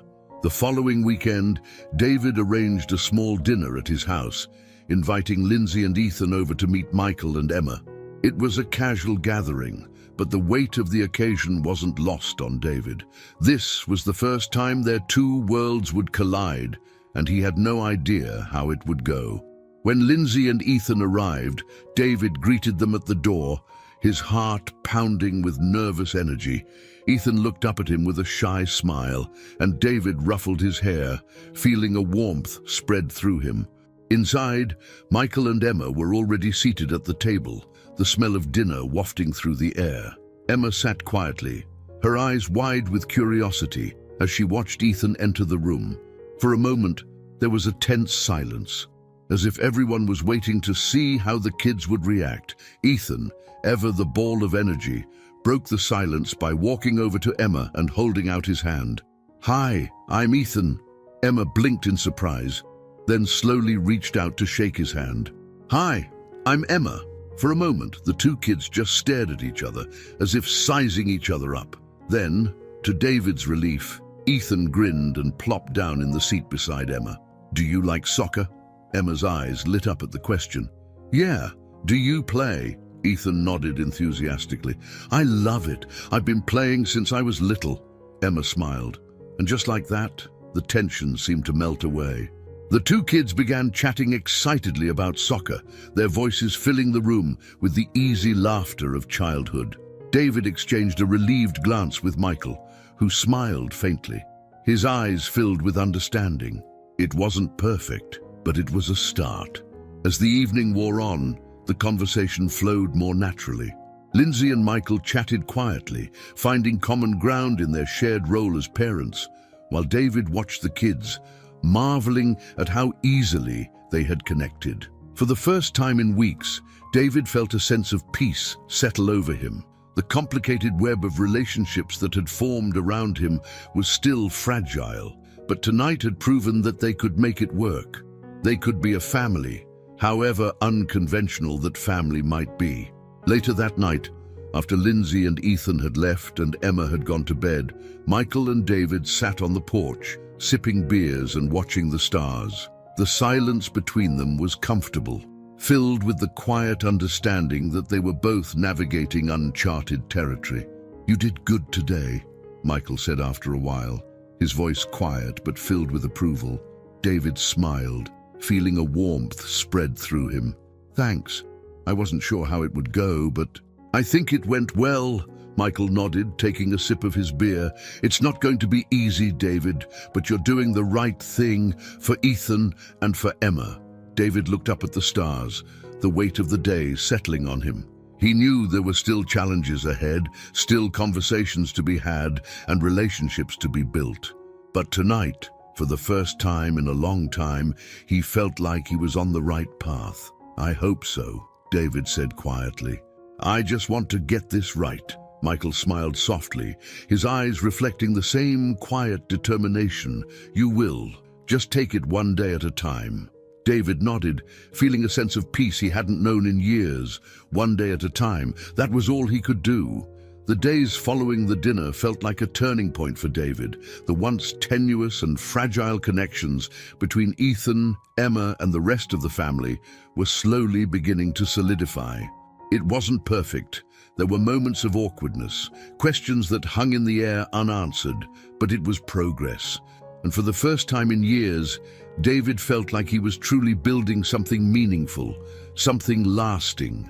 Emma, ever curious and eager to learn, had taken to Ethan much faster than David had expected.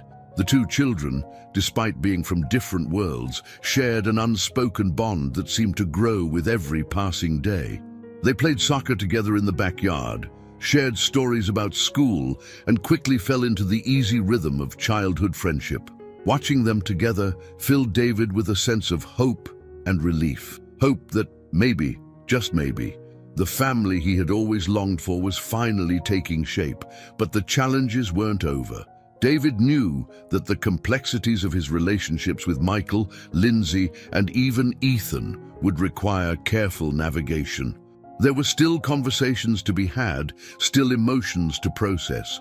Most of all, there was the question of how he could truly be the father Ethan needed while also being present for Emma.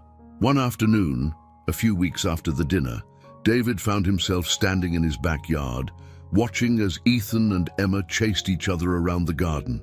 Their laughter echoed through the air, and for a moment, everything felt right. The sun was shining, the air was warm, and the children's joy was infectious. As he watched them play, Lindsay stepped outside, joining him by the edge of the yard. She smiled as she watched the children, but there was a quiet thoughtfulness in her expression. "They're getting along really well," Lindsay said softly, her voice warm but tinged with the same uncertainty that had been lingering between them since the day they reconnected. David nodded, his eyes never leaving the children. "Yeah, better than I could have hoped." Lindsay sighed, folding her arms as she looked up at him. "Ethan's been asking more questions about you," she admitted after a moment. "He's curious. He wants to know more about where you've been all these years." David's heart clenched at the mention of it.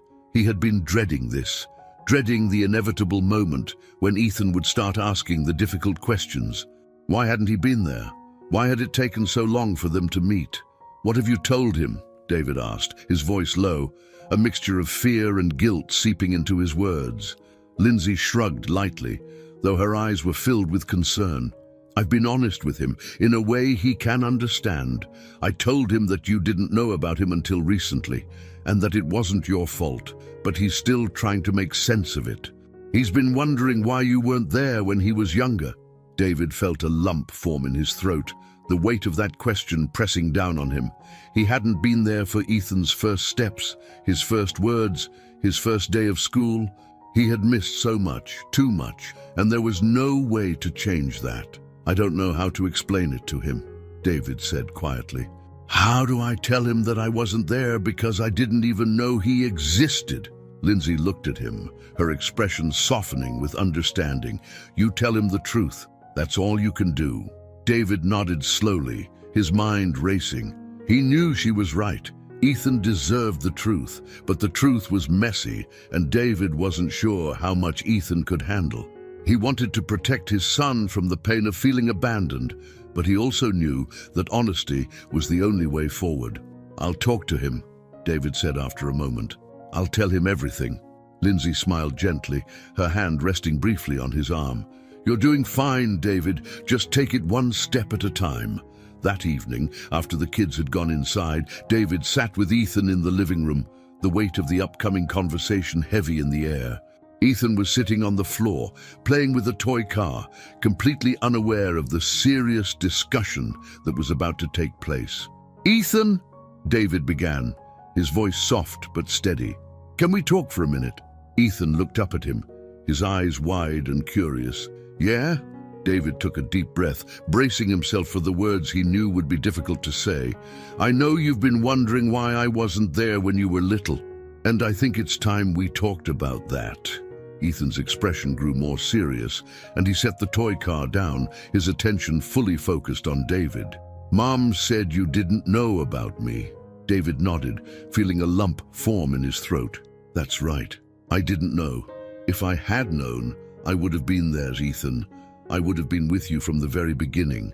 Ethan frowned, clearly trying to process the explanation. "But why didn't you know?" David hesitated, searching for the right words. "Your mom and we weren't together when she found out she was going to have you. She didn't tell me, and I didn't know until just recently. That's why I wasn't there for you when you were younger. But now that I know, I want to be part of your life. I want to make up for the time we lost." Ethan was quiet for a moment, his eyes wide with understanding, but still filled with the confusion of a child trying to grasp the complexities of adult decisions. "So, it wasn't your fault?" David's chest tightened at the question. He wanted to say yes, to tell Ethan that none of this had been his fault. But part of him felt responsible for the choices he had made in his younger years, for the distance he had created in his life that had led to this moment. "No," David said softly, "it wasn't anyone's fault, but I still wish I had been there for you." Ethan looked down at his hands, his little face scrunched up in thought. "I'm glad you're here now," he said quietly. David's heart swelled at the words, and he pulled Ethan into a hug, holding him close. "Me too, buddy, me too." As they sat there, wrapped in each other's embrace, David felt a sense of relief wash over him. The conversation hadn't been easy, but it had been necessary. And now, for the first time, he felt like he and Ethan were truly beginning to understand each other.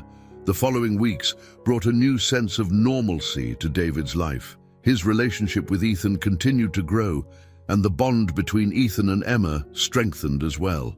The two children became inseparable, spending hours playing together and sharing their favorite games and stories. For David, watching them was a source of constant joy, a reminder that despite all the challenges, they were building something real. Michael, too, seemed to have found a place of acceptance. He and Lindsay had struck up a friendly rapport, and while the dynamics of their extended family were still evolving, there was an underlying sense of unity that had begun to take shape. They were all figuring it out together, step by step. One evening, as David sat on the porch with Michael, the two of them watching the sunset in comfortable silence, Michael turned to him, his expression thoughtful. "You've come a long way, you know that," Michael said, his voice filled with a quiet pride. David smiled, feeling a warmth spread through him. "Yeah, it feels good, like things are finally falling into place." Michael nodded, taking a sip of his beer. "It's not perfect, but it's real, and that's what matters." David leaned back in his chair, letting the peacefulness of the moment wash over him.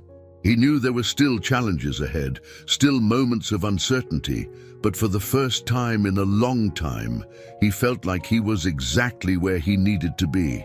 "You were right," David said quietly, turning to look at his brother, "about taking things one day at a time. It's the only way to do this." Michael smiled, his eyes filled with the kind of understanding that only comes from shared experience. It's the only way to live. Later that night, after everyone had gone to bed, David sat alone in the quiet of his living room, reflecting on how far he had come. The weight of the past still lingered, but it no longer felt like a burden. Instead, it felt like a part of his journey, a part of the story that had brought him to this point. For years, David had been running from his family, from his responsibilities, from the life he had left behind. But now, as he sat in the stillness of the night, he realized that he wasn't running anymore. He was exactly where he was supposed to be, with the people who mattered most: Ethan, Emma, Michael, his family. And for the first time, David allowed himself to believe that maybe, just maybe, he was doing something right. The days grew longer as summer stretched into full bloom, and with the warm weather came a new sense of hope for David. For the first time in what felt like years, his life was no longer dominated by the pressures of work, the ghosts of his past, or the uncertainty of his future. Instead, he was surrounded by family, by the people who truly mattered. Each day felt like a small step toward healing, toward building something new. Ethan and Emma had grown closer, their bond deepening with each passing day. They spent most afternoons together, running through the backyard, playing soccer, or inventing elaborate games that only children could create. David watched them with a mixture of pride and gratitude, knowing that this connection was something he could never have predicted, but was exactly what they all needed. But there was still one last piece of the puzzle left unfinished: the future.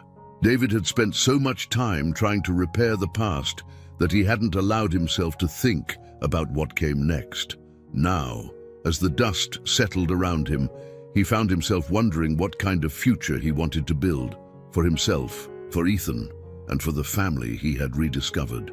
One evening, as the sun dipped low on the horizon, David stood on the porch, watching Ethan and Emma chase fireflies in the yard. The warm glow of the setting sun bathed everything in a golden light, and for a moment the world felt perfect, like everything had fallen into place. Lindsay joined him a few moments later, a glass of wine in her hand. She leaned against the porch railing, watching the kids with a soft smile. "They look so happy," she said quietly, her voice filled with warmth.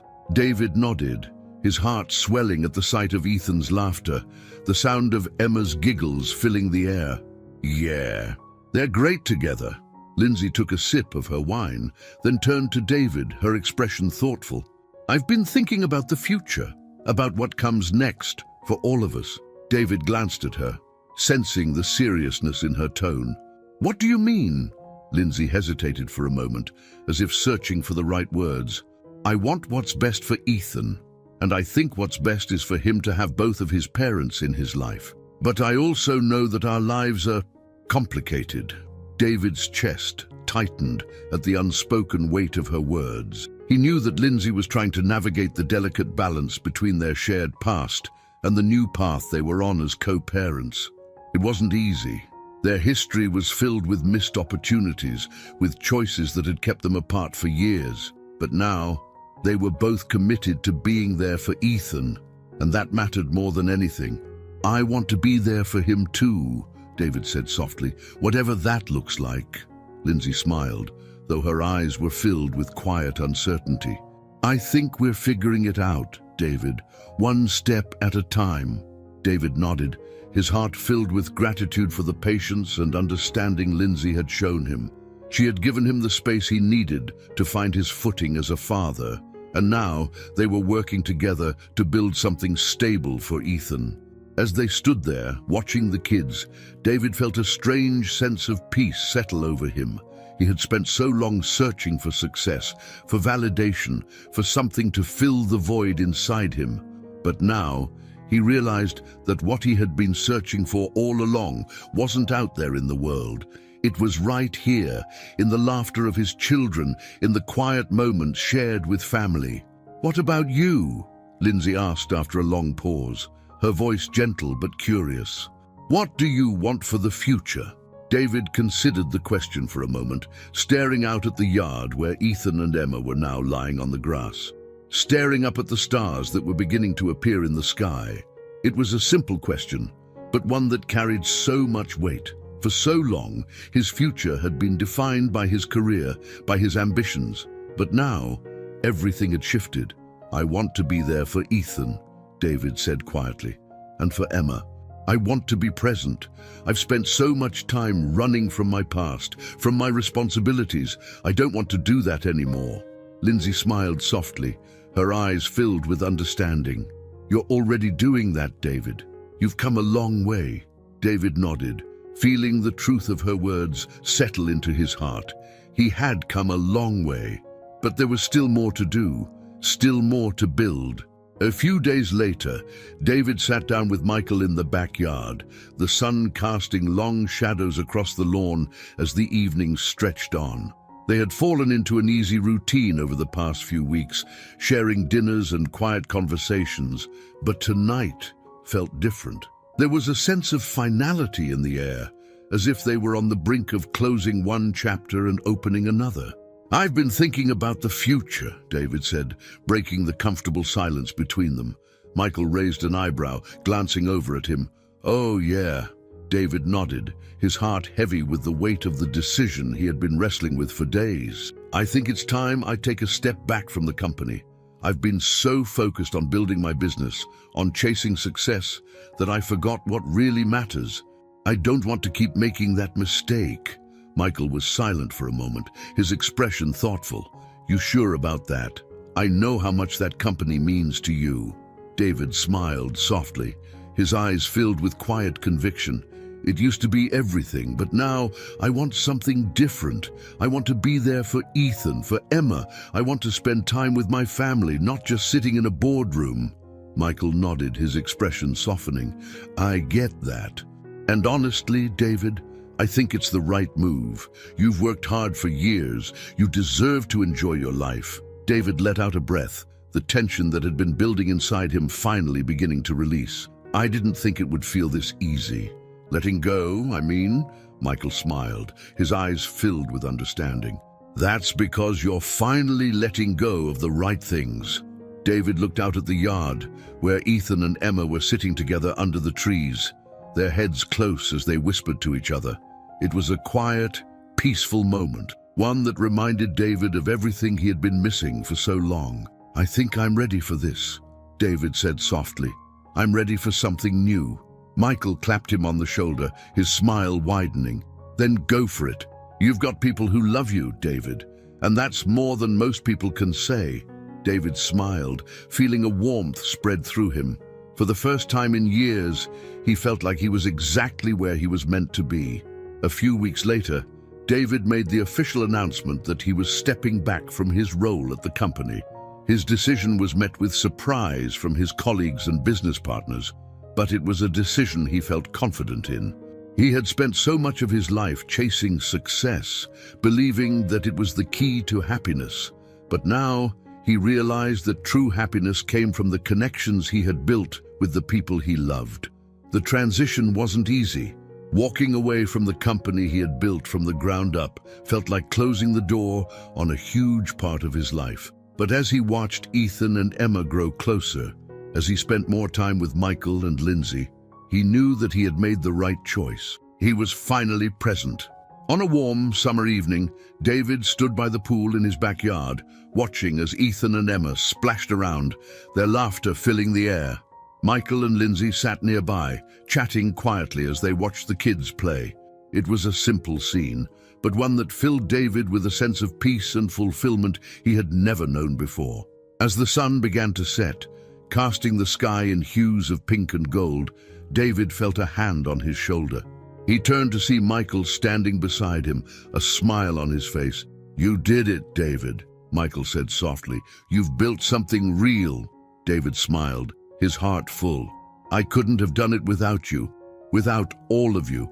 Michael chuckled, shaking his head. "You're giving me too much credit. This is all you, brother." David looked out at the yard, at the family he had fought so hard to rebuild, and felt a deep sense of gratitude wash over him. It hadn't been easy. There had been moments of doubt, of fear, of uncertainty, but now, as he stood here, surrounded by the people who mattered most, he knew that it had all been worth it. He had finally found his place, not in a boardroom, not in the pursuit of wealth or success, but right here, with his family, and for the first time in his life, David felt whole. I hope you enjoyed today's story. Subscribe to the channel so you don't miss more stories like this. Leave a like and comment below what you thought of the story. See you in the next video.